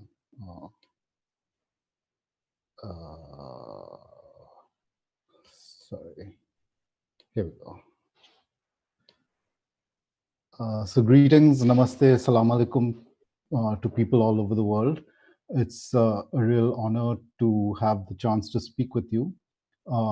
I was seeing many familiar names in the chat, and many of us were in Doha just a few months ago at the large WISE gathering. And it was interesting because the theme for that was unlearn and relearn. And that seems to be what we are doing in real time today. So the theme for that conference, although I'm sure wasn't intended for these times, has certainly been resonating with us as we work through our response to this. Just a quick word on Global School Leaders. We focus on promoting excellence in school leadership across the Global South. And we work with around 2,000 school leaders every year from marginalized communities in India, through our partner organizations in India, Malaysia, Indonesia, and Kenya. Deborah, whom you just heard from, is one of our partners in the Global School Leaders Network. So, like many of you, when the COVID situation came about for us, we we were initially first just thinking about how do we migrate our work online, how do we continue to engage school leaders. But very quickly we realized, as many other speakers have pointed out, that it's that Maslow's hierarchy rules in these times. So we first realized that we needed to address the well-being first of the school leaders themselves, and also to get them to reach out to their school communities to ensure their well-being. Then the second phase of our response, as we've been thinking about it, has got to be then once the basic needs are figured out, then how do you figure out educational resources for the time when children are out of school? That time seems to be extending. We know from research that that children, when they're out of school, suffer learning losses. So we just want to make sure that as children, once the basic needs around food and anxiety, as Vishal very correctly pointed out in the opening keynote, are taken care of, then how do we start engaging them in educational resources? And then the third phase, which is yet to come, is to begin to prepare school leaders to lead the institutions as we come out of this lockdown. So we don't know what school is going to look like. Again, this whole idea of reimagining education, when it comes down to the school level, the school leader will obviously have a big part to play in what this looks like. And we believe that we need to work with the school leaders to prepare them to think about what these schools will look like when they reopen. Sorry, I'm just having trouble toggling between the slides here. So phase one was first things first. So that's taking care of basic needs. For those of you who can see, we just recently did a survey from various countries around the world and around how school leaders are responding. This one email that came through really blew me away. And it's from a school leader located in Nigeria. I'll just read it out for the benefit of people who are not seeing the presentation. It said the school is located in a rural community in Lagos State.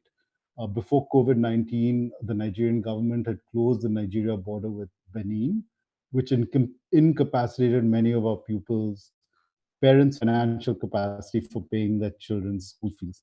Now, with the total lockdown, we have no idea how staff, 15 of them, salaries for March 2020 will be paid. And then this part really blew me away. Besides, within this lockdown, our school building was burgled and 14 big size ceiling fans and some other valuable school properties were carted away.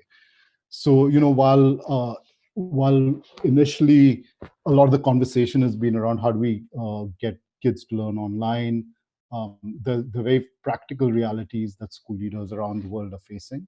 And to me, this quote really exemplified that.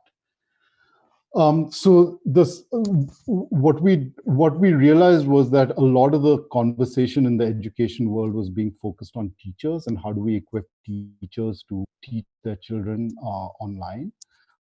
It could be that because the resources mobilized towards schooling were first coming out of the West, that may have been the reason for that.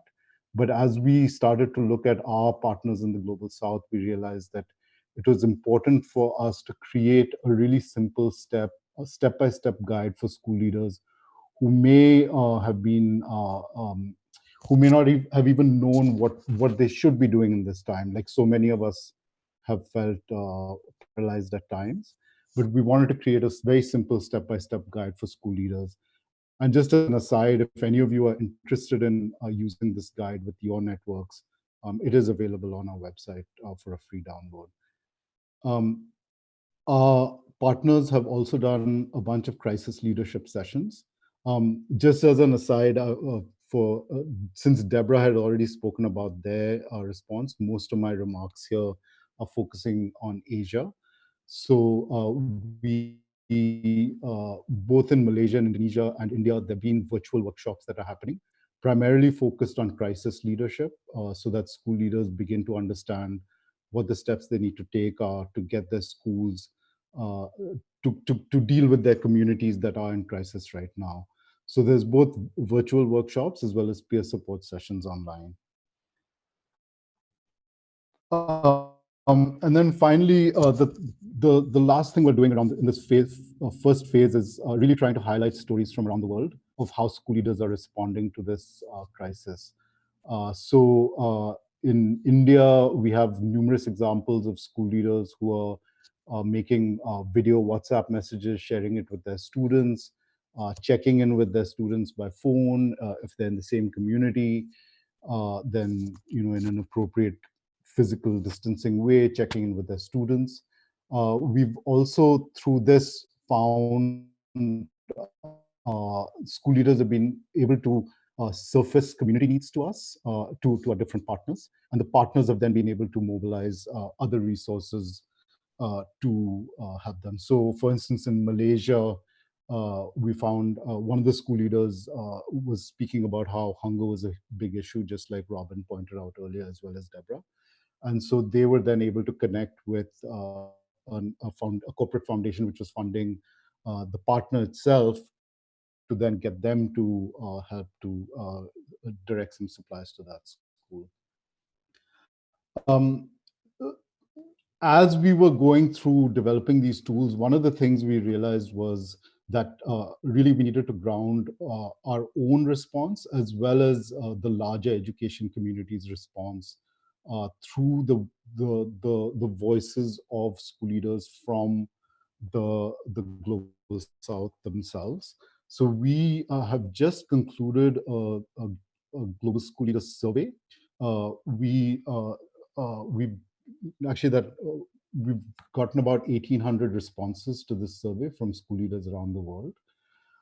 Just a quick caveat: it's not it's all self-reported data. It's not necessarily representative of schools, and it's probably very likely weighted towards mostly urban schools. But some of the preliminary findings, and I'll get into some of the preliminary findings now. But one is that leaders are just absorbing the new reality. And that last mile solutions are happening. So as all speakers previously have pointed out, it's very likely that we're going to get as many solutions from Mumbai as from Mountain View, which is the heart of Silicon Valley. So we just need to have many, many more voices that are feeding into this global conversation. Some quick highlights from the survey that we've gotten so far. These are all preliminary results. We will be releasing the survey, the actual data in the next couple of days.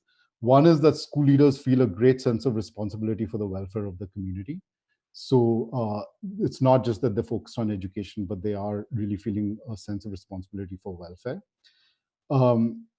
Having said that, many have still not managed to engage the students themselves. So that's taking some time for the school leaders to get behind that and to actually manage to touch base. This could be, in many cases, parents have, particularly parents who've migrated to live in cities, have gone back to rural areas. So that may be causing some of that. Finally, the third slide that I want to share on this was that school leaders are facing many, many leadership challenges. The three primary ones that are coming out from the survey data is one is they're concerned about their student well-beings.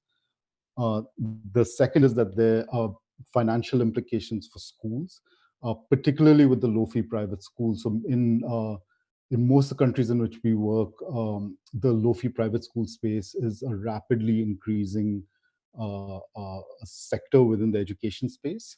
And because they're not able to collect fees, they're not able to pay teachers, so they're not able to pay rent, so there's tremendous financial implications for schools. And then the third is conducting online teaching. School leaders really just are not equipped to even think about it right now. And there's a lot of also confusion about what constitutes online learning, and particularly in low-tech environments, as previous speakers have pointed out.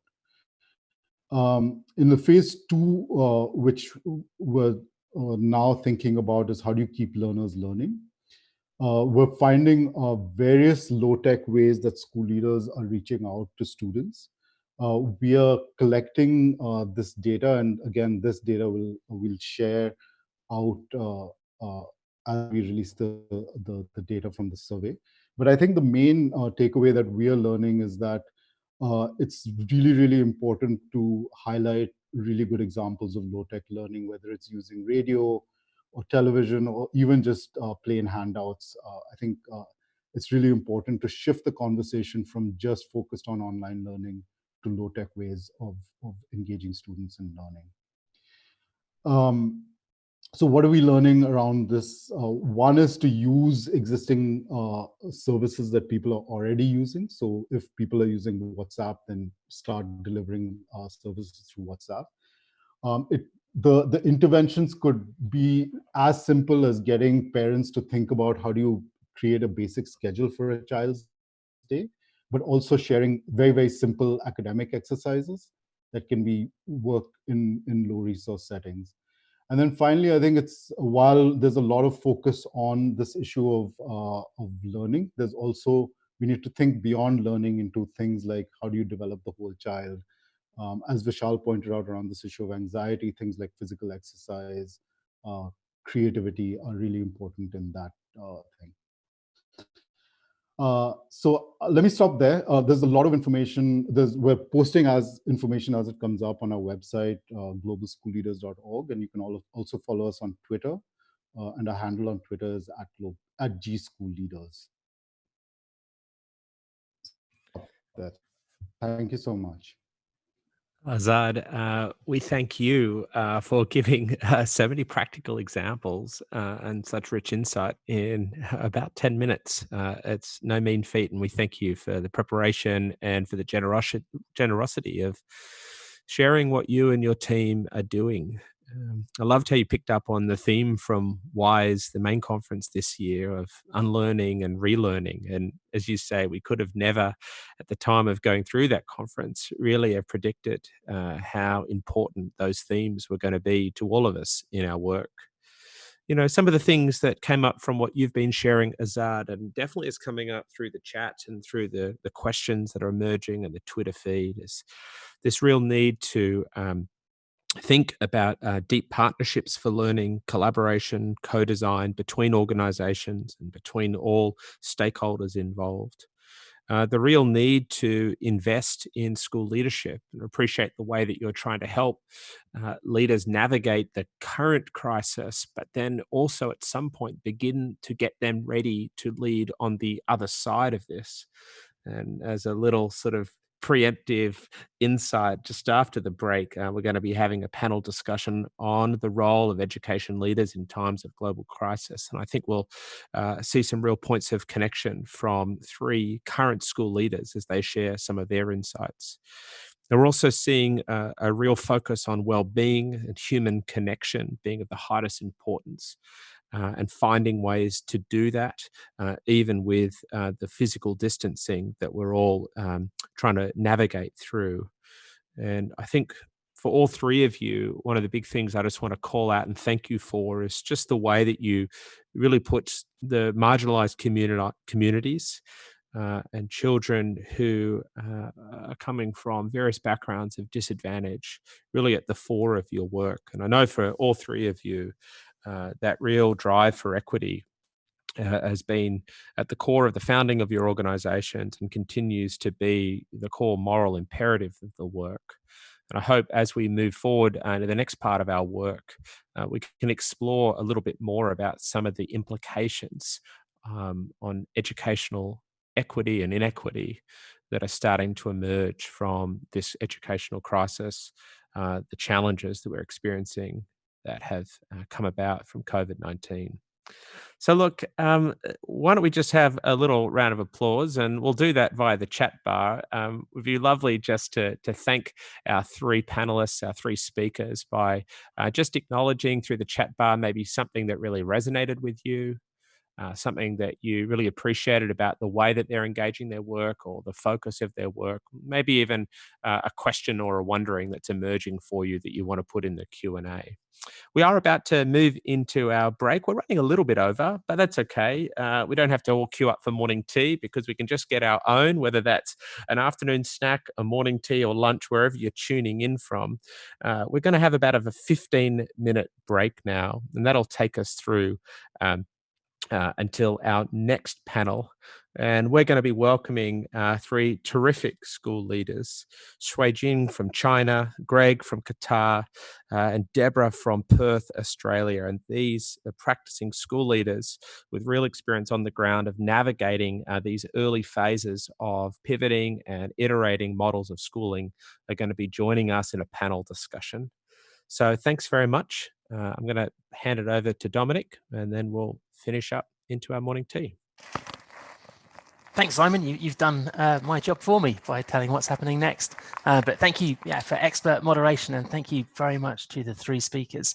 Some really fascinating insights and ideas coming through then. Also wanted to reiterate Simon's point about posting questions in the chat function, and we'll come back to these questions and try and use the collective intelligence of everybody on this webinar to answer some of them or share resources that can help answer some of them when we move into the community conversation part of the program after the panel discussion. So as Simon said, we'd like to invite you all now to take a 15-minute break, refresh, stretch, move around. It's always difficult when we're sitting in front of the computer screen for long periods of time. And we will see you back for the panel discussion, which will start on the hour. So thank you very much to everyone, and see you back here soon.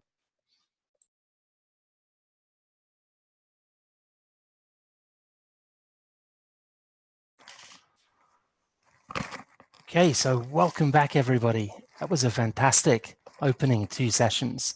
Some amazing insights and ideas and really rich discussion going on in the chat function. And we are going to have more time to crowdsource from everybody on the call answers to some of the questions that have been coming up after this panel discussion.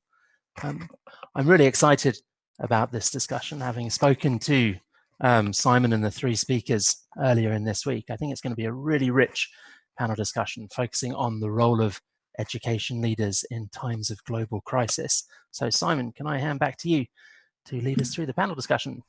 Well, thanks, Dominic, and welcome back to everyone joining us who's been with us so far. And to those who've been just tuning in now, you've seen us on Twitter or another form of social media and clicked on the live stream. We are thrilled to have you here. And as we kick off in the spirit of kind of the collective intelligence of all those coming in from across the world, it'd be great to just have everyone who is on the Zoom call with us add something into the chat bar. And I'm thinking maybe a way of reframing your thinking or approach in responding to the challenges of COVID-19. One of my friends and fellow Australians, Luca Parry, had a great reframe, and he said in an article that he put out on Twitter, he said, yes to physical distancing, but we also need social connection. A really helpful reframe away from this idea of social distancing. No, it's physical distancing and social connection. Maybe a reframe like that from IDEO of constraints as drivers of innovation, and from Azad, from Deborah, from Robin, over and over again, I heard these pioneers saying, yep, it's tough, we found a way. So in the chat bar, it'd be great if there's a reframe from your side about a helpful way of thinking your way through action in this crisis that might break away from some of the frames and the language we've been given to work with. And that'll be a great collective start off into this really rich conversation. And as Dominic has sort of pre-warned, get ready for an incredible amount of practical insight and useful guidance here over the next 45 minutes or so as we get into a little bit more of a panel discussion about the role of education leaders in times of global crisis. And we're going to be richly served by 3 practicing school leaders at the moment. Xi Qin from China, Gregory from Qatar, and Deb from Perth. And all these leaders are highly regarded in their field. They, of course, are practicing teachers and leaders, but all of them also work either as researchers, thought leaders, people who are pushing the boundaries and adding to the discussion beyond their individual schools. And so they are school leaders, but I want to say they're very much system leaders as well. And what we're going to do, I want to check in and make sure Greg, Deb, Shichin, can you just bring your microphones off mute and just let us know, are your seats comfortable? Can I get you a glass of water? Is there anything else you need? Just let us hear your voice and let me know that you're comfortable and you're ready to get into it. So Greg, are you with us? Greg is right here. Can you hear me? Yeah, the sound's not amazing. I mean, the insights will be amazing. The sound quality is not as great. I'm not sure if you've got any other headset to try or so, but it's great to have you with us. Deb, have we got you on the line? Yes, Simon, I'm here. I'd love a glass of water if you can organise that. Sure, still or sparkling. What do you need? Still's great. Fantastic. So we'll get that to you. It's great to have you part of this panel, Deb. Thanks for making the time to be here. And Shichin, have we got you on the line? Are you comfortable? Do you need anything as we relax into this panel discussion? I'm doing very well. Thanks, Simon. Well, it's great to have you here.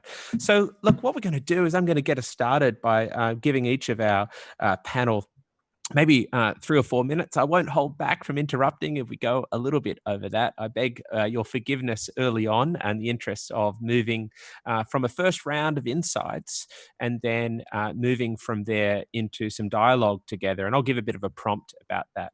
Let me say to the 3 panelists, don't worry if you speak over each other in the interest of trying to build on each other's ideas. Given that we are online and are having some trouble with video, that's the only reason you can't see us all, just a little bit of trouble technically for all of us through Zoom at the moment. And so we'll do the best we can to take the human connection of a panel into this digital environment. So Deb, if it's okay, I might kick off with you. I know all 3 of you are going to share a little bit about your perspectives and your current organizational settings. But Deb, it's always hard to choose, who we're going to bring together on these panels. And the great thing with you is we get about 4 in 1. You are a teacher, a school leader, a researcher, and an author. And so it's great to have you speaking from multiple perspectives today. And it'd be great to hear a little bit about, what you're experiencing, what are your perspectives so far? And if I could ask a bit of a framing question, and that there's a lot of school leaders listening in today, and they feel a sense of overwhelm. There's so many things coming at them. And I'd be interested in your perspective of sort of what advice would you be giving them about what to focus on now in this early stage of responding to the crisis? So Deb, over to you. Give us a sense of who you are, what you're doing, and some advice for leaders. Thanks, Simon, and thanks everyone for having me. In terms of my perspective, I suppose I'm a sort of interesting person with a multiplicity of perspectives. So I've been called a pracademic, but I'm a teacher and school leader of more than 20 years. I'm a researcher, as you said, with a PhD in effective school change. I'm an author, as you said, but I'm also a parent. So I think the interesting thing about thinking about this COVID-19 crisis from an educational perspective is that there are so many people that this affects. It affects teachers who are trying to teach remotely. It affects parents who have their children mostly at home now. It affects systems, and it certainly is interesting, even from a research kind of point of view. So I currently lead teaching and learning at my Australian school, and I'm an adjunct at an Australian university. So I really have been involved in this leadership space at the moment, which has been a pretty hectic pace. And I heard you earlier use the word pivot. That seems to be the word of the moment, that sort of sense of a total and almost immediate kind of 180 to a different and innovative and new way of doing things.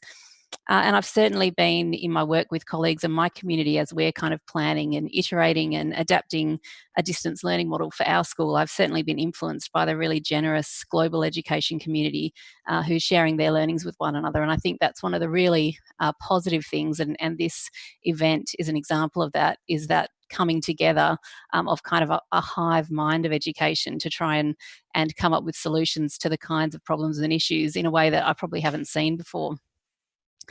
And so I think it's interesting to start with when you think about school leadership and what advice might you give, or where do you start?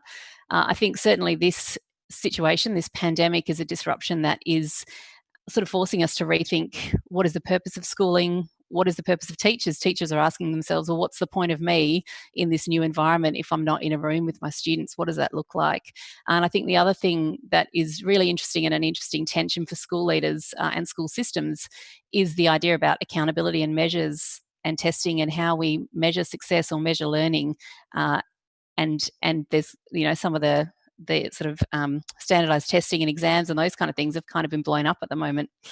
So if I think about school leaders and certainly me as a school leader and what kind of anchors my practice at this time, one is kind of holding really tight to vision and values. So going back to basics about what's my vision for students in the school community, who are we as a school community or a system or a nation, and what values do we want to hold true to, and kind of using that, I suppose, as a bit of an anchor.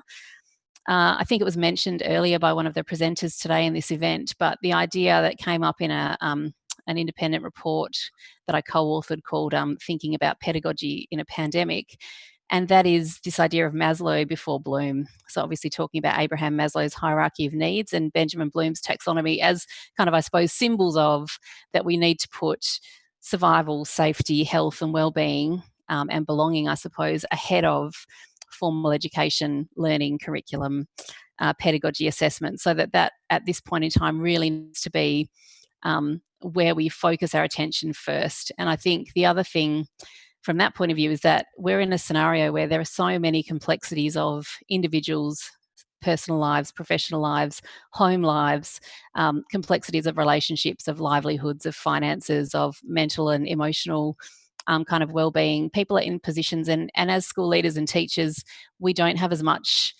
indication of that in our jobs anymore. So we need to work from the point of view of compassion, kindness, and thinking about the humanity, I suppose, in education before we think about the nitty-gritty of things like learning and so on. The other thing that I think has become really clear across the world is that schools aren't just about learning. They're not just about teaching. Actually, that how do we continue in this kind of environment where we're learning, teaching at a distance, learning remotely or learning at home?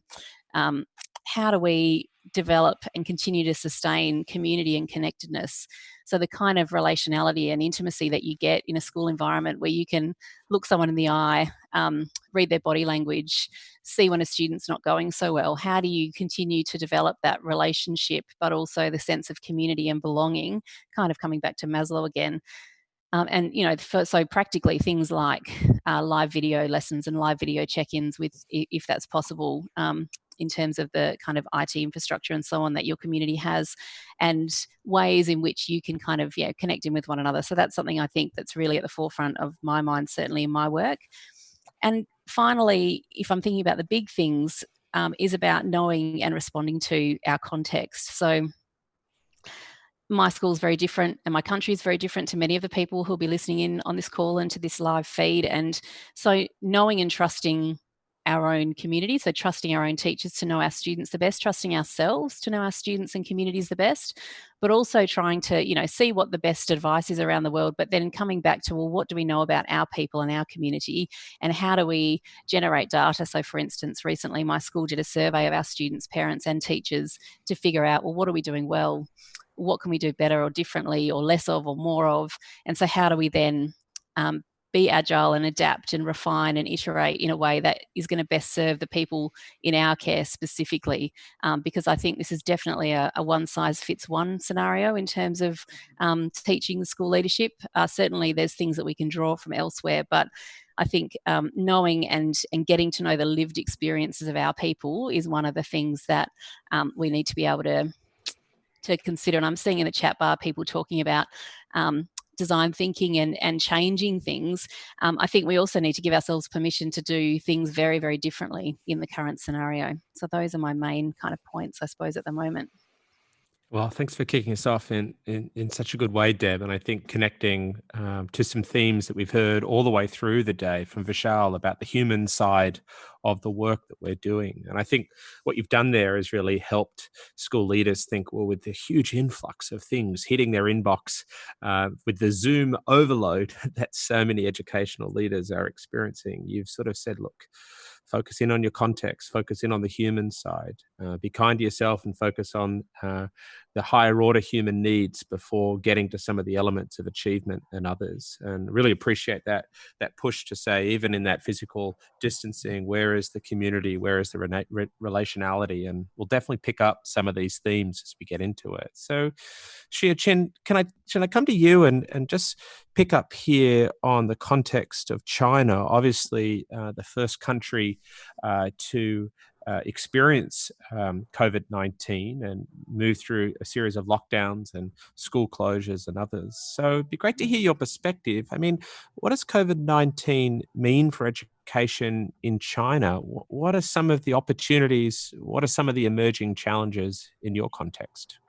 Right. So in China, the government and the schools here see COVID-19 as a tremendous opportunity to revamp the school system and to really innovate to ensure equity and quality of education.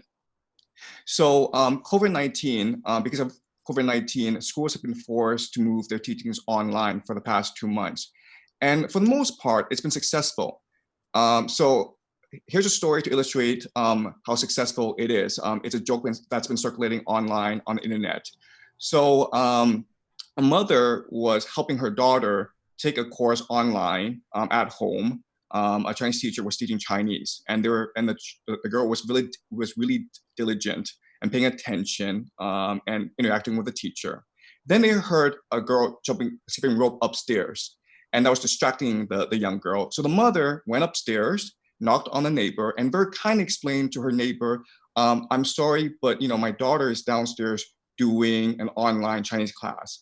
And then her neighbor said, "Oh, I'm so sorry, but my daughter is doing an online gym class."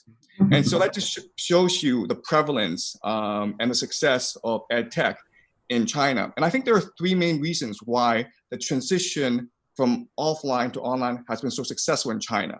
The first reason is that there's a national consensus in China that education is a paramount priority. So there's massive cohesion, community cohesion around education.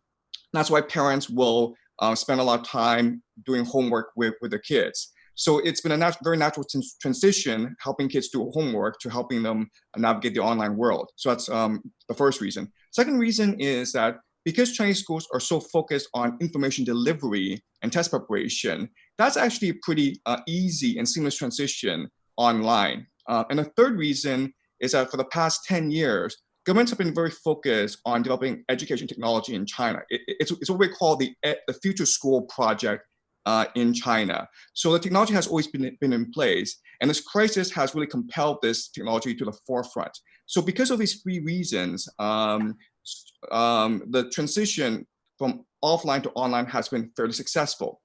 But during this process, and because of the success, we are seeing fundamental structural weaknesses in the school system. And for the sake of time, I'll just highlight the two main weaknesses. The first major weakness is extrinsic motivation versus intrinsic motivation. So the idea here is that the Chinese school system is built entirely around extrinsic motivation. So in every class, from kindergarten on to university, you have 50 students in the classroom competing on tests. And their success on tests determines praise from teachers, rewards from parents, and their own sense of self-worth. And what we're discovering is that this system cannot be moved online. So here's an example of this. Recently, the government has announced that the Gaokao, the National College Entrance Examination, will be postponed by 1 month. And this has not happened for the past 30 years. The Gaokao is a very important, you would say the most important day in Chinese education, and it cannot be touched. But because of COVID-19, they're forced to move it back by a month. And I saw a lot of students celebrating online. I really didn't understand the celebration because I thought that, Gaokao, it's test preparation. Doesn't really matter if you're offline or online. You're still doing test questions. You're still memorizing facts. But then I talked to my wife, who did go through the Chinese school system. I did not.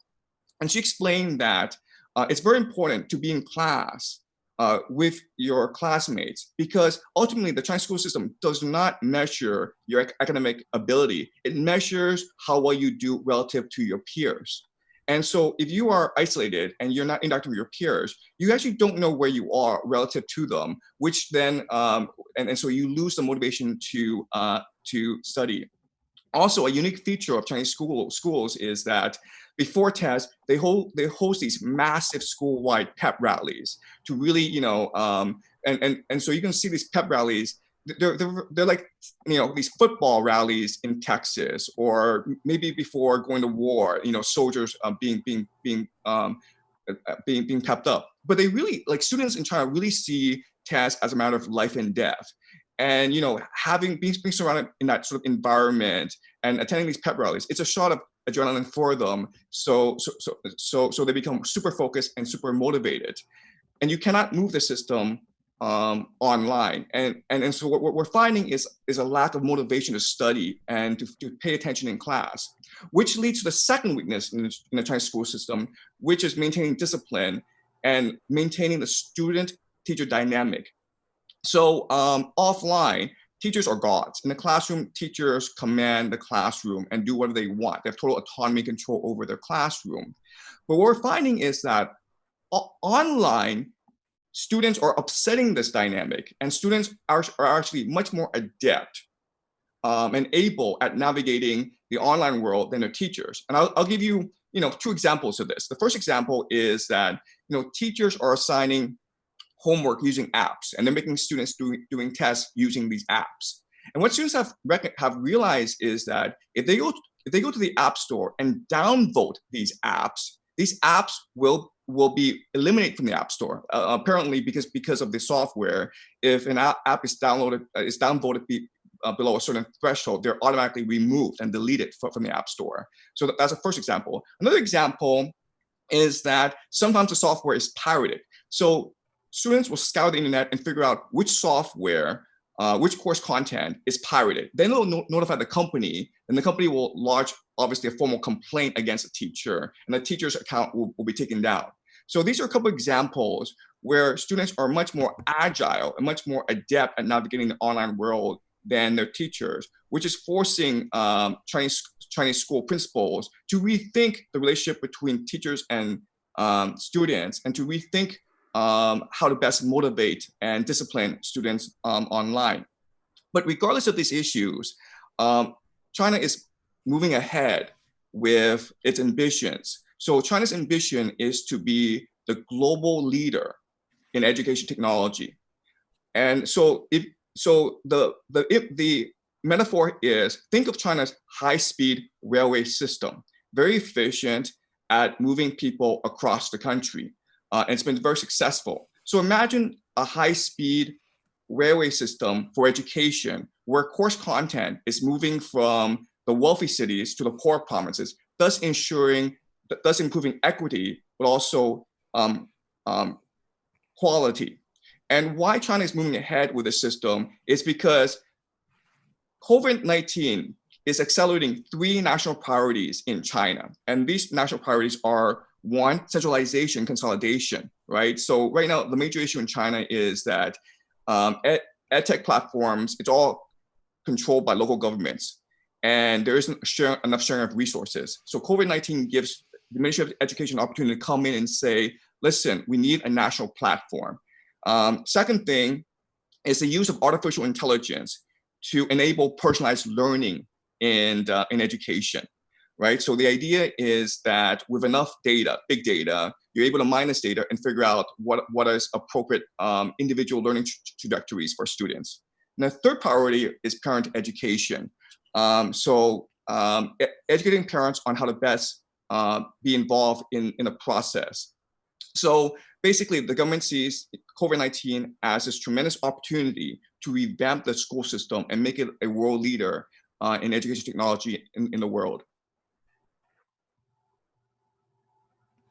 Well, Xia-Chin, thank you for giving us this sense of, we're all facing this common cause in COVID-19, but as the common cause hits very different contexts, and we're seeing, very different opportunities and challenges emerge. And I think it's really interesting to think about the historical construction of education systems, the structure, the culture, the incentives. And it's been useful, I think, to do that very rapid deep dive on the Chinese context and to get some of your insights. And something that stood out for me connects back to what we're hearing from Deb and from others today is this, this drive to understand the human dynamics of learning. And so as we move online, the things that you were calling out, the need for intrinsic motivation, the reconceptualization of the power dynamics between student and teacher. And so it's fascinating that whilst we're seeing very different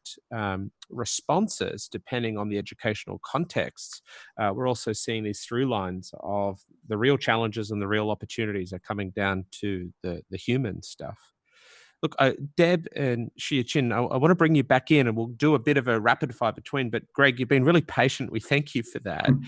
Greg, you're based in Qatar, but I know you've had a long career internationally in lots of different contexts, and you've thought a lot about being prepared for the unexpected. So, from your current vantage point at the Qatar Academy STEM School, what's it been like to experience from your side, and what are some of the early actions you've been leading your school through in order to respond to the emerging challenges? Thank you, Simon. I'm hoping my sound is a little better. Can you hear me better now? It's fantastic. Okay, that's great.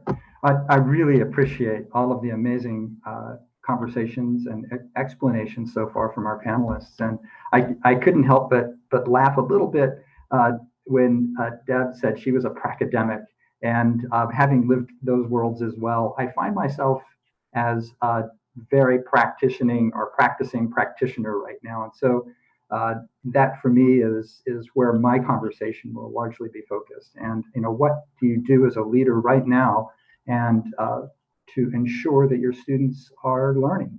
And I think that while we're all struggling with the bigger picture of even how to organize various components of our learning systems and are meeting the needs of our communities and specifically our students, I can't help but think that we all kind of have to walk through some steps to make sure that these systems work. And so I sincerely appreciate the notion of being this practitioner. And I've been overseas now for about 25 years. And during the course of my leadership experiences, I've always had the specter, I shan't say always, but I've always had the specter of force majeure events. And I was in Riyadh, Saudi Arabia, when we experienced a terrorist bombing, an attack that shut down our school immediately. I was an administrator in South Africa during the H1N1 bird flu experience, and we were anticipating bird flu to come into South Africa, and my efforts to anticipate that certainly did, those two events certainly did focus me as we were moving into the possibility of coronavirus heading our way. And so that's a lot of what I'd like to talk about today. And so my big top line would be that you can never be ready, but you can be current. And no matter how much you attempt to prepare, there's just really no way that you can ensure that situations are going to lead one way versus another. And so as a new school, we were relatively small and we could be agile. So the first thing that we did was we worked on three things in advance of this. And the first was I started a WhatsApp group on emergency preparation, and I enlisted people on the chat that had various channels of information. So if it was a reporter from a newspaper, if it was somebody from an embassy, if it was somebody within my organization that had their finger on the pulse of different kinds of channels of information, we could potentially get their knowledge and their thinking about what to do next. And so that definitely kept us current, and it helped us speculate right then in the moment whether we should be doing various things in our schools. The first thing that we picked up and was that we really needed to make sure that all of our teachers were upskilled on utilizing their their various LMS systems or their Google Classroom or whatever virtual environment they were working in. And so we went and monitored all of that, and we worked with individuals who needed to make sure that they were there and could deliver a curriculum online. And then we also started to help our students right then to make sure that they knew where to go to get this information, that they had systems at home and a safe place to work at home, an area where they could continue to learn. And we also communicated in advance to our parents that what we were dealing with. We were very honest. We were able to tell them that it could be very possible that we would move to a virtual school, and this is what it would look like. So by helping them anticipate, it really definitely ensured that our transition was much smoother. But then in the moment we did go to a virtual school environment, we very quickly pivoted on things that did work, towards things that did work, and we got rid of those things that didn't work. And we did that by running a survey in our third day of virtual school. And most people at that time, teachers and parents and even other administrators, felt that the data wouldn't be valuable, but I insisted and we moved forward. And on the basis of that data, we made some significant changes to how we managed students' time while they were virtual. And what we were able to do is to move away from this concept of a daily timetable, and we could move to asynchronous and synchronous learning opportunities. And by doing that, we actually relieved a lot of the early pressure and anxiety about getting things done on time, about learning volume, and what the students were facing. And by utilizing that data, we were able to create release valves in order to support our students. And we also were able to firm up all of our communication methods with our parents and our students. So we were able to call them directly and make sure that they understood the expectations that we had. We surveyed 3 times in 2 weeks, and on the basis of that, we finally have found a pattern that we know is working, and we are now able to shift very quickly to those things that are really important, and that's engagement and our students' well-being. So while we've been doing that now, we've moved more and more to social and emotional needs to ensure that our students are engaged. Some of the practices that we've included have to do with our mission. And the mission at CAST, the Qatar Academy for Science and Technology, is to ensure that we've developed students that can create solutions for challenges that face Qatar and the world. So one of our key components to ensure that our students were engaged and that they were able to continue to practice the same kinds of practices we had in a regular school was to engage in some of the real problems. We asked them to face some of the problems that countries and that medical systems and that medical workers were facing. And so we utilized our 3D printers, had the students develop various face mask solutions, and were able to actually print those and then such that they were able to, in a sense, through facing this crisis, develop some stability and some engagement, but also some resilience and willingness to continue to face this challenge as opposed to being dramatically affected by it. They took it straight on. So on the basis of that, those were the 3 things. And at the same time, we straddle a little bit from the past to the future. We're looking to see what things are working and what is not working, so that when we do move forward, we can continue to hold on to these new learning environments and new learning possibilities by this. So Greg, I really appreciate you sort of taking us into the practical side of how you as a school leader got moving in response to this. And, you know, we're hearing a lot of people use language, as Deb was saying before, of pivoting, of being agile. There's so much of what you were just sharing, which sounds so much like a sort of an agile team coming together, being empowered around challenges, focusing on the essential work, having clear and open communication. And one of the things that really came through is this idea of iteration. And I love how you sort of, rather than having the model, you had an early hypothesis and you put that out there and you went and got rapid cycles of feedback to learn from and to adjust. And, you know, I think that really connects to what Deb was saying as well about getting close to your people, getting that insight that comes from those who are on the ground about what's working, what's not working, what she was saying about deeply understanding your own context and then using that to create a model that works for you in your context. So look, we've got about 10, 15 minutes or so together, and there's a couple of things I wouldn't mind moving through quite quickly, and then I'll put you on notice that in the last few minutes, I'll just ask, for your 30-second advice, anything that you haven't had a chance to share yet that might be practically relevant and useful for leaders tuning in from across the world. Shih-Jin, I want to come to you first and just pick up on some of the points around technology. We're getting some questions from our network here, particularly around what's happening in rural areas in China, what are the connectivity capabilities. So yeah, again, probably only a minute or two. Any insights about what's happening outside the metro areas in China? And then secondly, any thoughts from you about, I guess, some of the implications of the technology decisions that we're all making quite quickly at the moment? Yeah, so in the rural areas, the government has actually spent a lot of money in enabling internet access. And I believe over 90% of remote areas now have internet access. Now, what's ironic is I've done a lot of research into successful rural school transformation. And what I've discovered is that it has absolutely nothing to do with internet access and more to do with human empowerment and community building. So I would say that successful rural school transformation has three elements. One is build a very strong community by engaging parents and having them become part of the community. Second element is to empower teachers through continuous development. So what they do in China and why China has been so successful on PISA and other international assessments is because of teacher collaboration. So teachers will work together and develop lesson plans. And the third and most important element is to give agency and voice to students. So let me give you an example of this. I once visited a school in the outskirts of Chengdu, which is where I work, and it's about 1,000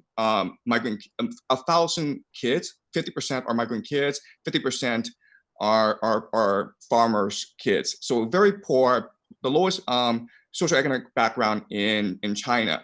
But over the past few years, the school has had tremendous success on test scores, and I researched why. And the reason why is they focus on creativity in their teaching. They did not focus on technology. They did not focus on broadband access. They focus on giving voice and agency to students. So things that they did, very simple but very powerful, is one, make sure that every day, every student has an opportunity to speak up in class.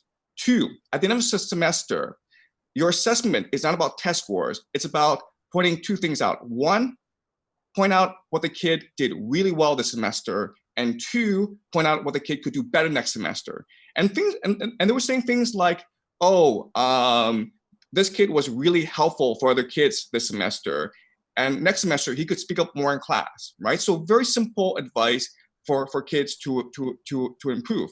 And the third thing that they did, which was really interesting, is these kids didn't have access to extracurricular activities, right? So in the cities, kids are inundated with extracurricular activities.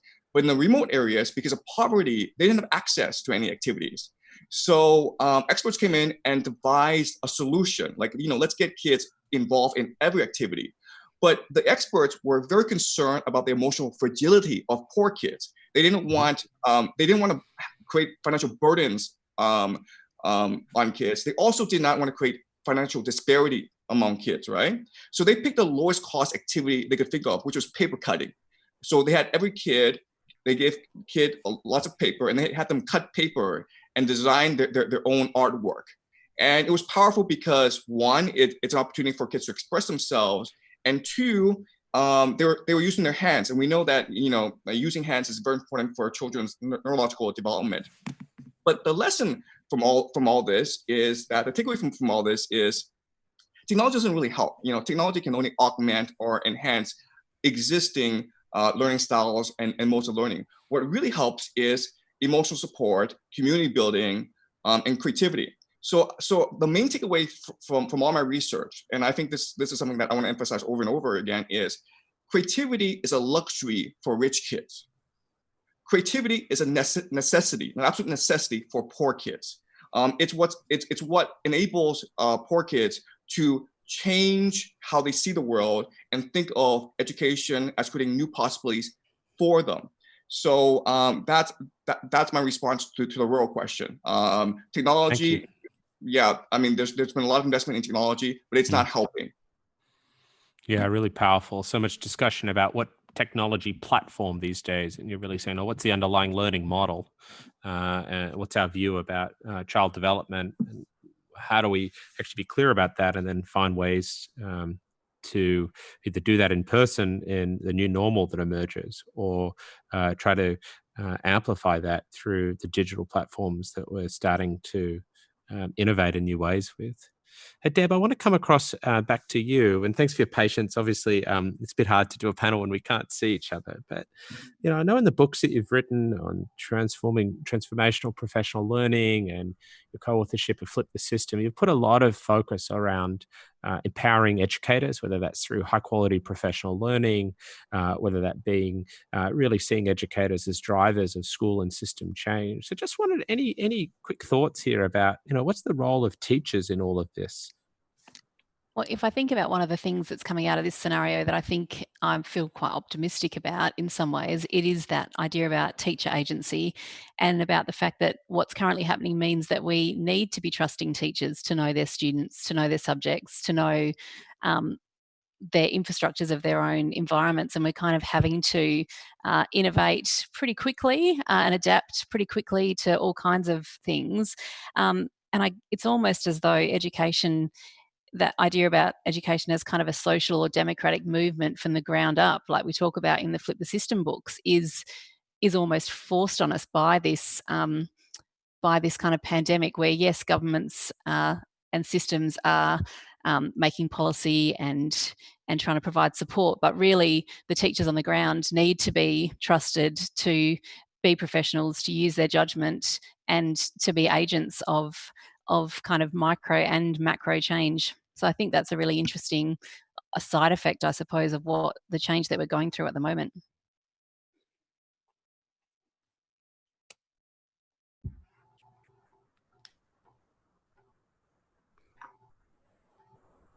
Did you get that, Simon? Yeah, here's Greg. I wanted to jump right in and just applaud that perspective. I feel like our teachers are learning more rapidly than they ever expected, and what they're learning is going to help us create a new normal.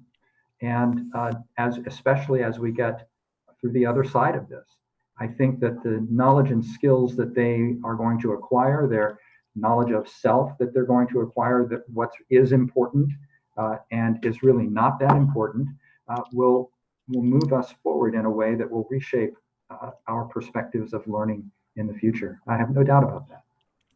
So let's pick up some of these threads here about, I guess, the session today is very much focused on early responses, short and medium term. What are you seeing? What are you doing? But I'd love to hear a bit of a sense of where you think we might take education as a result of this rapid transformation. We're hearing about the speed at which educators are collaborating together, learning new approaches, testing new ways of working, the engagement of parents. Many of us on the line are probably struggling in various ways, even those of us who are trained as teachers, to also take on the role of homeschooling or learning from home. But I'd love to hear from each of you either some insights about where we might end up on the other side in what people are talking about, this new normal, or perhaps some ways of thinking or some questions you think we should be asking as we consider what to build together on the other side. So we've only got a couple of minutes, so it's probably a minute or less each. So Shia-Chin, can I go to you, and then I'll go to Greg, and Deb, I'll give you the last word today. Yeah, Excellent. so I think COVID-19 is a tremendous opportunity for educators around the world to rethink learning and really to promote meta-learning skills in our classrooms. So right now, we know that Malcolm Gladwell's 10,000-hour rule is very popular, right? The idea that you work really hard for 10,000 hours, you'll become an expert at everything. And our school systems are structured around that idea. Like, let's make our kids study, study, and study. And the problem is that this theory is completely wrong, and it's kind of productive. Malcolm Gladwell based his research, his ideas, on the research of K. Anders Ericsson, a Swedish researcher who spent decades researching into what is effective learning. And Anderson, his conclusion was not that successful learners are so because they work hard. It's because they're able to self-reflect and self-assess accurately. So another way of saying this is that right now, our school system, a fundamental failing in our school system is we don't give kids enough space, enough autonomy to self-assess and self-reflect. And so I see COVID-19 as this tremendous opportunity to give kids this opportunity to learn on their own and to become meta-learners, lifelong learners. And so my advice is not to move the curriculum online, but to really challenge each and every kid to develop his own curriculum. What is his challenge? And it could be something along the lines of cooking dinner for your parents, or it could be something along the lines of making your home much more environmentally sustainable. And then what's important is to maintain learning journals. So write down your observations, your insights, and that's what's going to enhance meta-learning.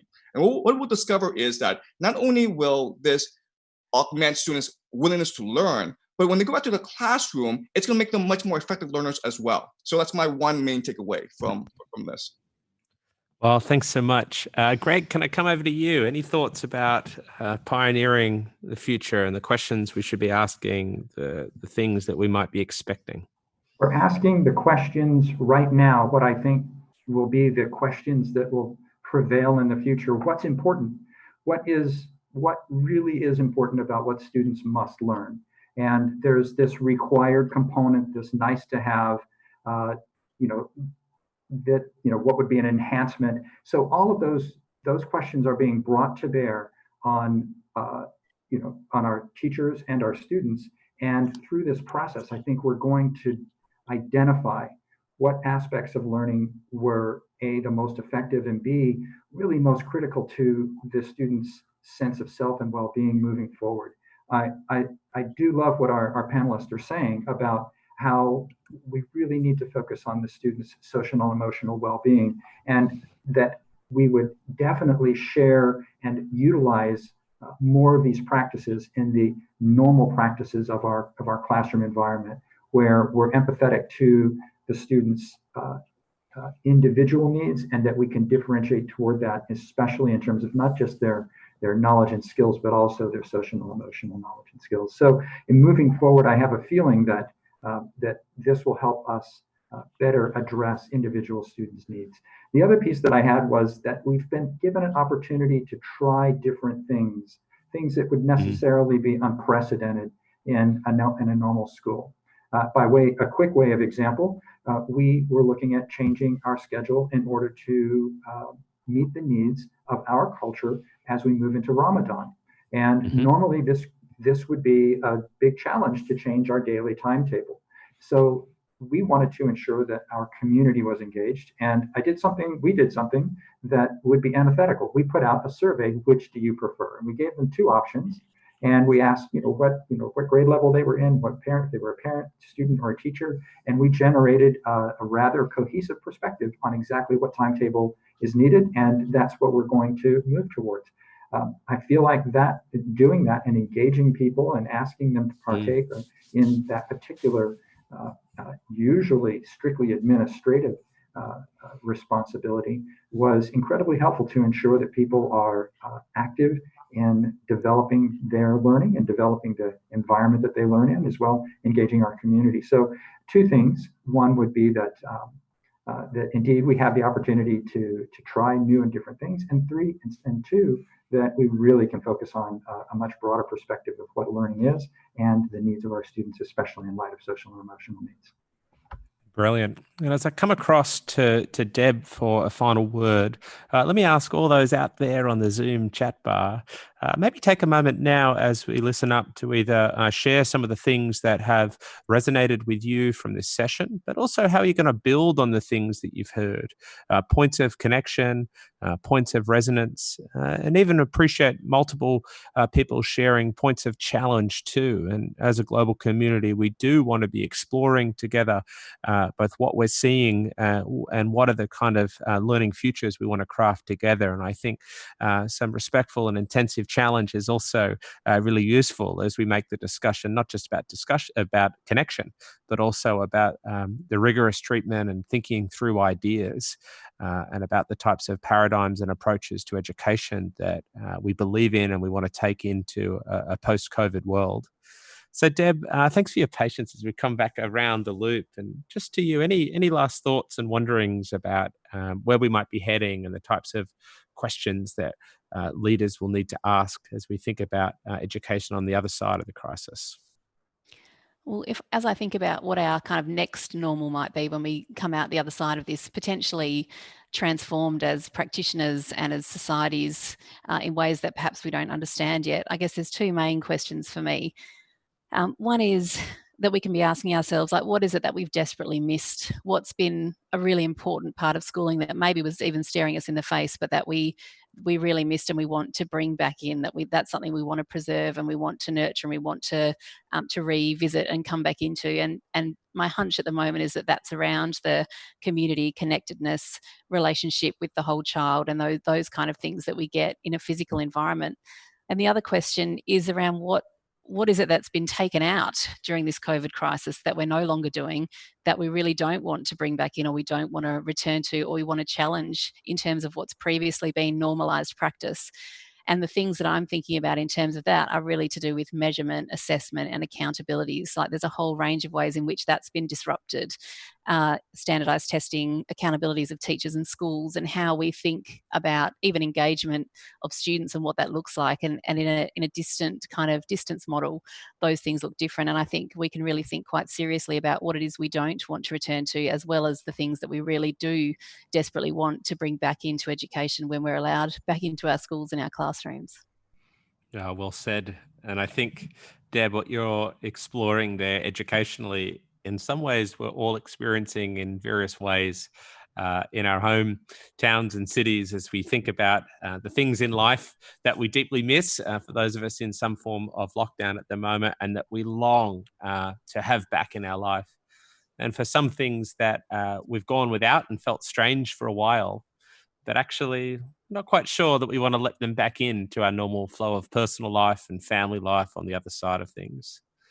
Well, look, I know we've run a little bit over time, but Dominic, you can't be grumpy at me, because I think the richness of what we're hearing from these three excellent practitioners and system leaders has just been absolutely worthwhile. So just a bit of a round of applause in the digital environment for Greg, for Deb, and for Shichin.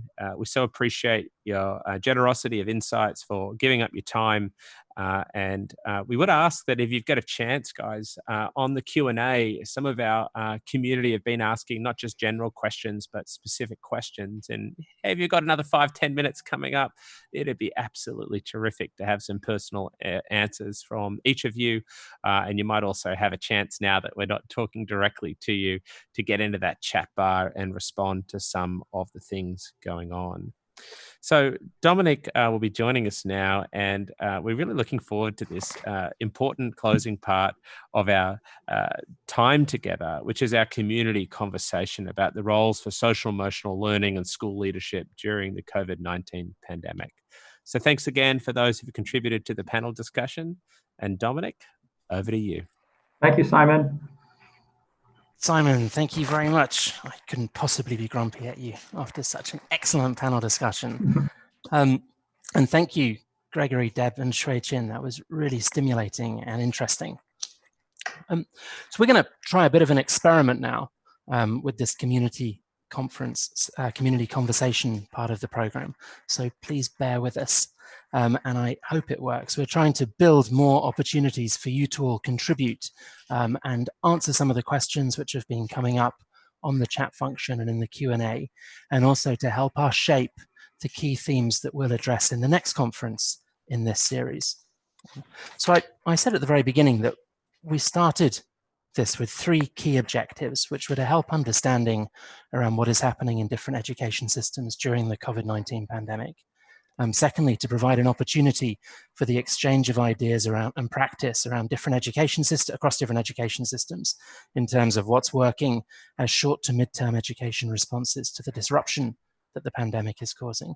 And thirdly, to help stimulate global conversations about how education can be part of a Build Back Better narrative and what we might want to change within our education systems when the new normal emerges post-COVID-19. The focus of this morning's part of the conference and this afternoon's is really on the short to mid-term responses, which people are already deploying or are interested in. And I've tried to reflect that in the curation of the questions. Tomorrow's conference focuses more on the Build Back Better agenda and what have we all come to hold dear or value much more in our education systems during this period of disruption, which we want to see more visible in education systems when we start to be able to reconvene physically. And I hope you'll all be able to join us for parts of the conference tomorrow. So what I've tried to do is take a selection of the questions that have been coming up on the Q&A and in the chat and organize them around 8 key themes. And I'm going to share a slide deck in a minute, and we'll have a slide for each of those key themes, which gives a selection of some of the questions. So I've tried to group them around questions that related to social and emotional learning, questions that related to technology, questions that relate to early years interventions, questions about working with teachers, questions about working with families, questions that relate to inequality, questions about what we value most in education, and then a final slide where we're looking for your ideas and inputs about future themes for the next conference. So as I share the slide, please place your answers to the questions in the chat function. Now, there may be some periods of silence during this part of the program. Silence can be a great enemy of online convenings, but don't worry if it does go quiet for a minute or two. That just means everybody is thinking and reflecting and sharing. If any of the panelists or previous speakers would like to jump in and offer thoughts or reflections on any of the questions, then please do feel free to unmute yourselves and contribute to the discussion. So let me share my screen now, and then we'll begin with this.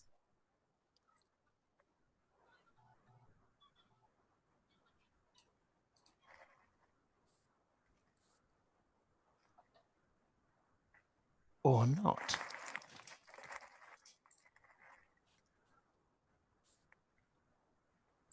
While we're sorting out that technical aspect, let me talk you through the first set of questions, which are about social and emotional learning. So I selected 3 to highlight here. So there was a question about what is the impact of utilizing creative life skills approaches for young individuals. Questions about approaches which support social and emotional connection with young people. And a third question about how we use technology to support human interaction and social and emotional development.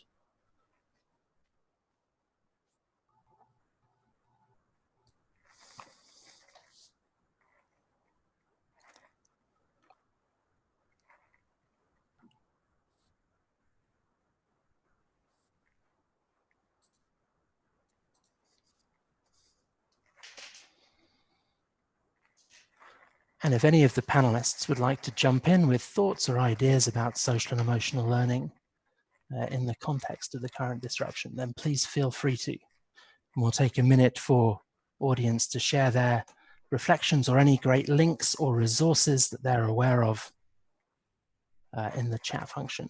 And then we'll move on to the technology questions. Yeah, I'd like to jump in with my thoughts. But right now, because of COVID-19, it's a tremendous opportunity for schools to teach social emotional learning. The reason why is that people's brains are changing because of crisis. There's this great book by Sebastian Junger called Tribe. And it's about how during times of crisis, human beings naturally become much more altruistic, much more generous, and much more community-oriented than they would otherwise naturally. My big concern about the school system, not just in China, but around the world, is that we're too focused on individual achievement, not enough about caring for others in our community.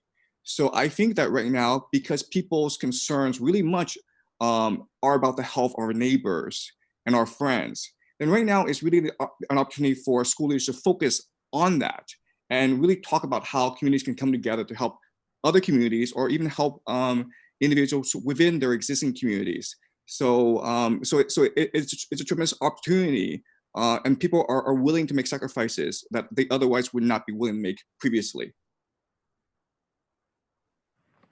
Fantastic, thank you, Shuijin. Any other comments or thoughts from panelists on? It's Stavros here. Can I just come in on the technology question that you've got coming up now? Just a couple of comments. I think one is that, you know, there's a danger that we frame this as an either or challenge, whereas I firmly believe that going forward it's thinking how to better incorporate technology into what we do in the classroom and throughout our education systems, and use it as a way to build resilience and anti-fragility in the system. Now, of course, we do have a challenge with unequal and highly variable access to that technology and the tools. And I think one of the challenges that we're going to have to solve for going forward is how do we provide better and more equitable access to those tools and technologies. But I also think that the reason that we've been struggling with technology, and this is entirely normal, whenever you get a new technology coming online, the first thing you try to do with it is to recreate essentially what you feel it's a substitute for. So for example, when radio first became widely available, actors would read out scripts from plays. That was the first use of radio. Same with film. You know, we would simply film a stage production. That's what we did initially with this technology. We simply recreated what was happening before we had access to this technology. And I feel that we're doing the same thing with online learning. Essentially, what we're trying to do is we're trying to recreate the physical classroom online, and we're not satisfied with the results. So I think as we look forward to tomorrow's session, I think one of the challenges we should set ourselves is to think beyond recreating the physical classroom. What can we use technology for? And again, let's interpret technology widely. It doesn't only have to be digital technologies. You know, we can and we should look to lower tech solutions as well as part of the mix for creating this more resilient system. Stavros, I wanted to jump in. Greg here. It's impressive how true what you just said of, you know, transitioning and trying to hold on to what you had. And we attempted to follow a daily timetable that was very much like, or very similar to what we had done in the past. And our teachers immediately thought that they could do Zoom sessions for all of those periods. And it immediately was evident that this was not going to work. It was very important for us to very quickly reevaluate. And we did that through that survey, and we were able to change from synchronous teaching to synchronous and asynchronous with some touch points throughout the course of the week. It was amazing how fast, however, that we realized we weren't under the same restrictions that we were before. And we were given a license to really start trying different things. And we're now in our third week of trying that. And so what we're learning, however, is that while screen time is an inevitability with the technology that we're currently using, we're finding it really important to create opportunities for our students to step away from the screen and to either create or challenge themselves and their family on different kinds of ideas. And many of them are only the things that you can do at home, and they are decidedly low tech. So we have we're an engineering school, so we have various simple engineering challenges like bridge building using a cereal box.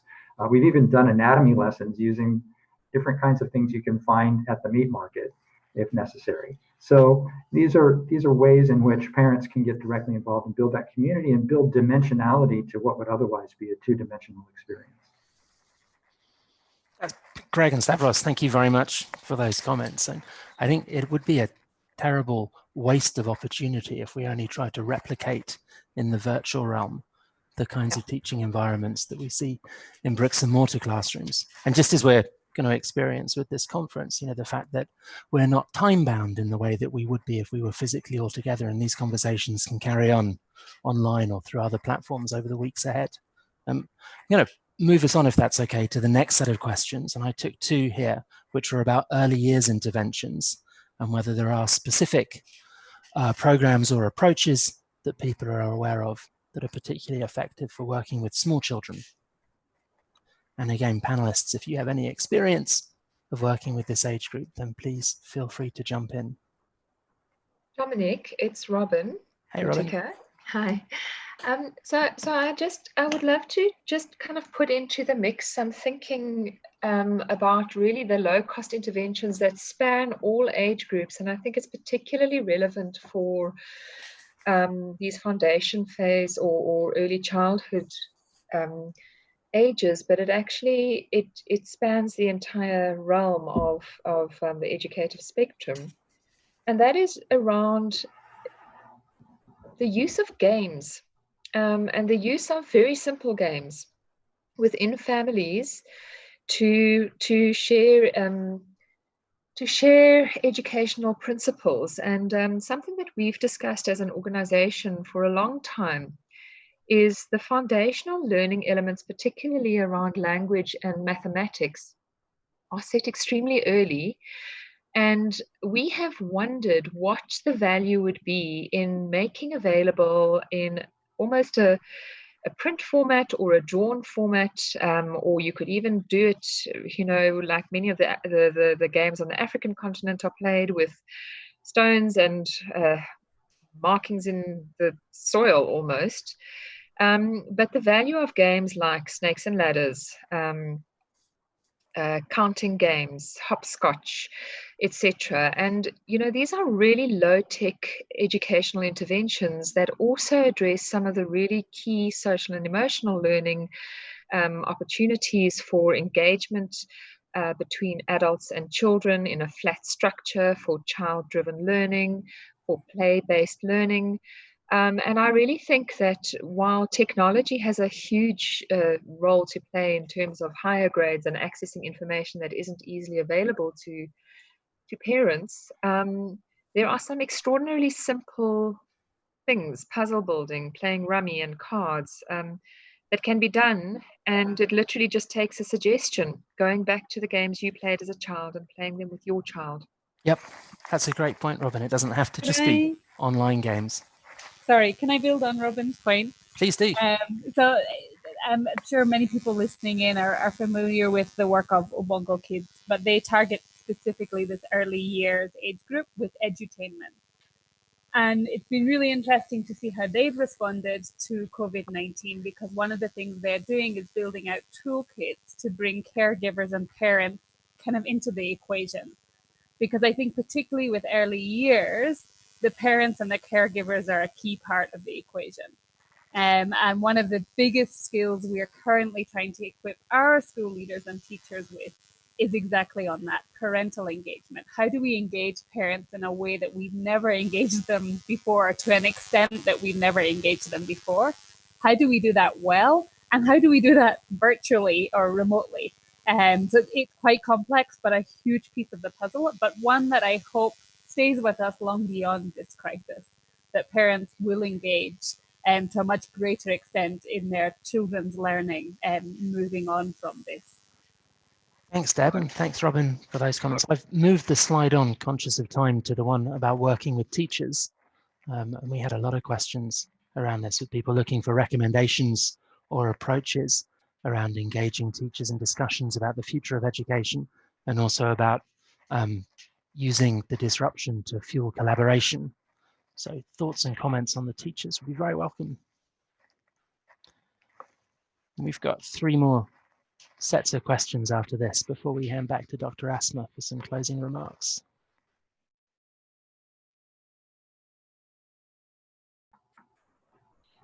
Hi, Dominic. So, you know, I design curriculum for a living. I'm a professional curriculum designer, and I think that I couldn't ask for a better opportunity to restructure the curriculum using multidisciplinary collaborative models than coronavirus. Why? Because coronavirus provides a framework to structure all learning, all disciplines, all fields of knowledge that we teach in schools, right? So, and what I discovered as well is that learning is most effective for kids when it's relevant and immediate to their lives. And right now, kids, every adult, teachers are thirsty, hungry for knowledge about coronavirus. So to get teachers to collaborate and build lesson plans, do research on coronavirus, I think it's I think that's a very great strategy to start their role in collaboration. That's a great point, Shui-Chin. This does provide all sorts of opportunities in amongst the chaos at the moment. And there's a fantastic set of resources that the Smithsonian Museum have developed as part of their Science at Home work with the University of Aarhus in Denmark that look at exactly this and how do you take real world opportunities and link them to different elements of the curriculum to help children learn and apply what they were previously learning in the classroom to the outside world. I'm going to move forward to the families slide because there are a lot of comments and questions about both the scale of the need to engage more directly for teachers and school leaders to engage more directly with families at the moment, and also requests for approaches and strategies which are working.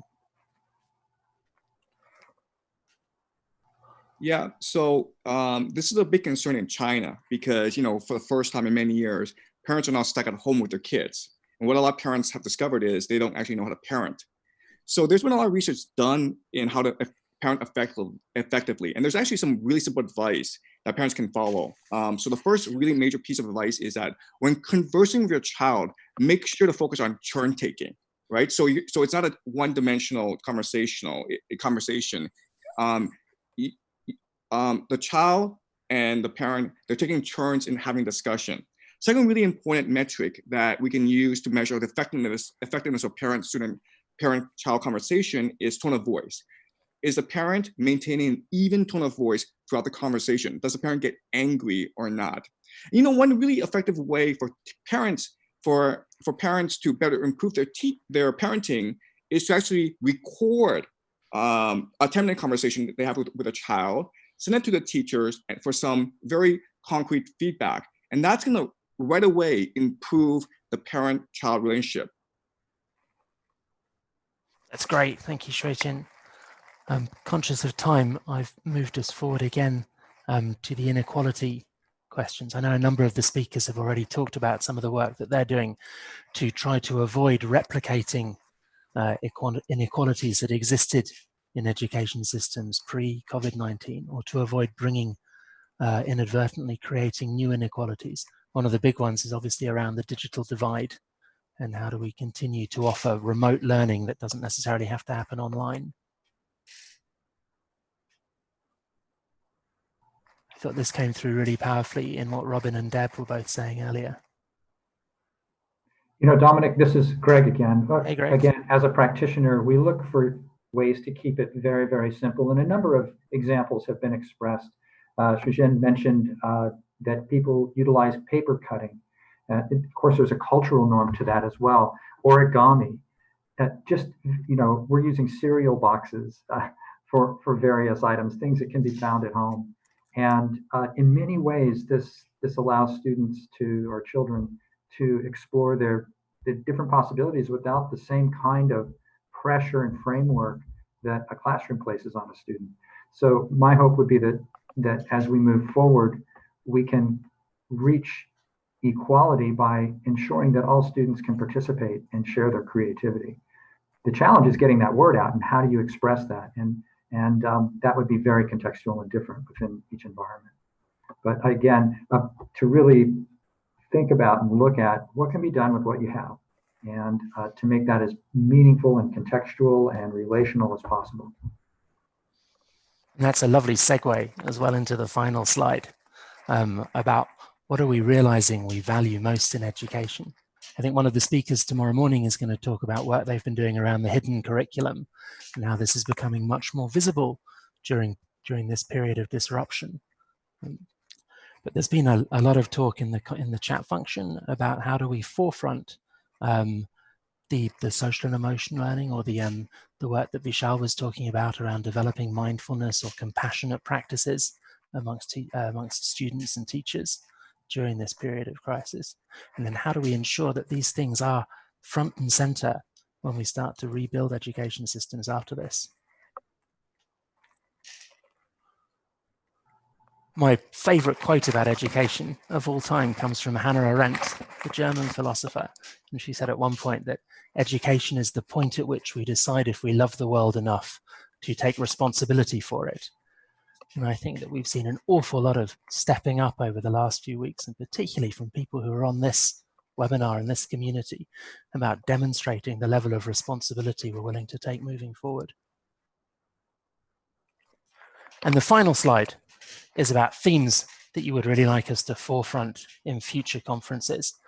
And what we'll be doing, we'll be asking this question to each of the 5 components of the conference, and we'll then pull those ideas together and share our thinking with all of you, and invite people who want to go deeper into shaping the way in which we frame discussions in the next conference to join us for smaller online conversations over the next couple of weeks. So thank you all very much for your contributions during the community conversation. And I'm going to hand back to Dr. Asma for her closing remarks and to finish the conference this morning. Thank you, Dominic. Well, thank you all for this great discussion and participation in our first event. A special thank you for all the speakers and the participants who shared their ideas in the chat section. I really enjoyed reading and hearing all these ideas. I have 3 points here to conclude my remarks here. Number 1, as Dominic mentioned in his opening remarks, that one of the objectives of this event is to help us understand what is happening in different education systems during this crisis, and to provide an opportunity for the exchange of ideas and practices across different systems. We heard today practical solutions from our community, from South Africa, India, practitioners from Kenya, Qatar, China, and Australia, and responding to the disruption of this crisis. I tried to take notes during the 2 sessions, but I will highlight a few points. We heard how the pandemic has impacted programs on the ground, which are delivered through human interaction, and how they have had to quickly rethink their models and respond quickly. Deborah from Kenya also shared how their program wanted to ensure that school leaders are virtually connected to a group of their peers, and designs leadership coaches and facilitating remote training, coaching, and community. I also want to emphasize Vishal's invitation to pause, reflect, and think deeply, and remember that we need to respond from a space of collaboration and understanding. Vishal shared how the pandemic has impacted the well-being of students, causing anxiety, uncertainty about their education. On the plus side, students have had to step up and become leaders, supporting their parents, family members, and respective communities. Teachers have also gone out to provide emotional support to their community. I want to refer to Stavros as well. He mentioned that things will not be the same after this crisis changing moment, but we have timeless principles, these being relationship, innovation, and social cohesion, and we cannot solve problems alone and in isolation.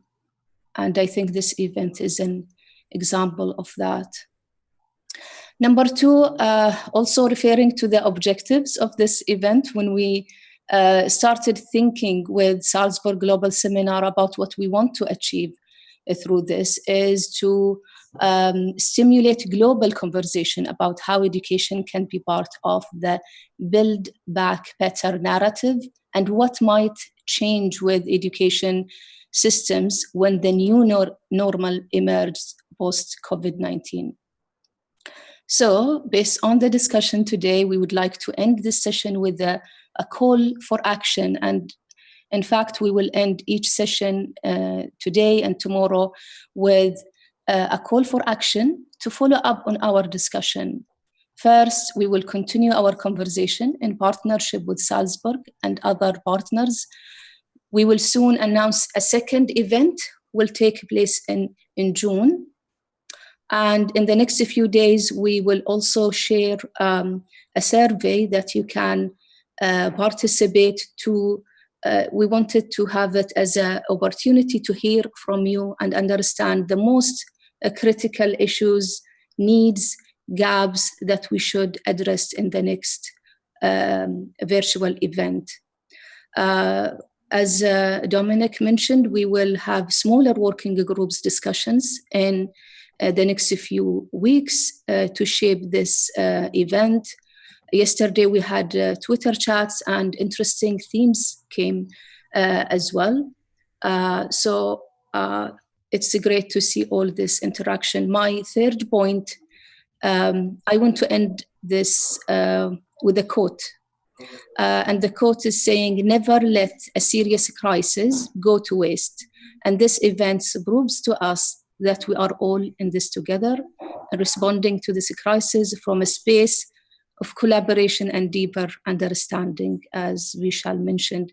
Once again, thank you all very much for your contribution. I'm looking forward to meeting you all again in around 6 hours for the next session in this event.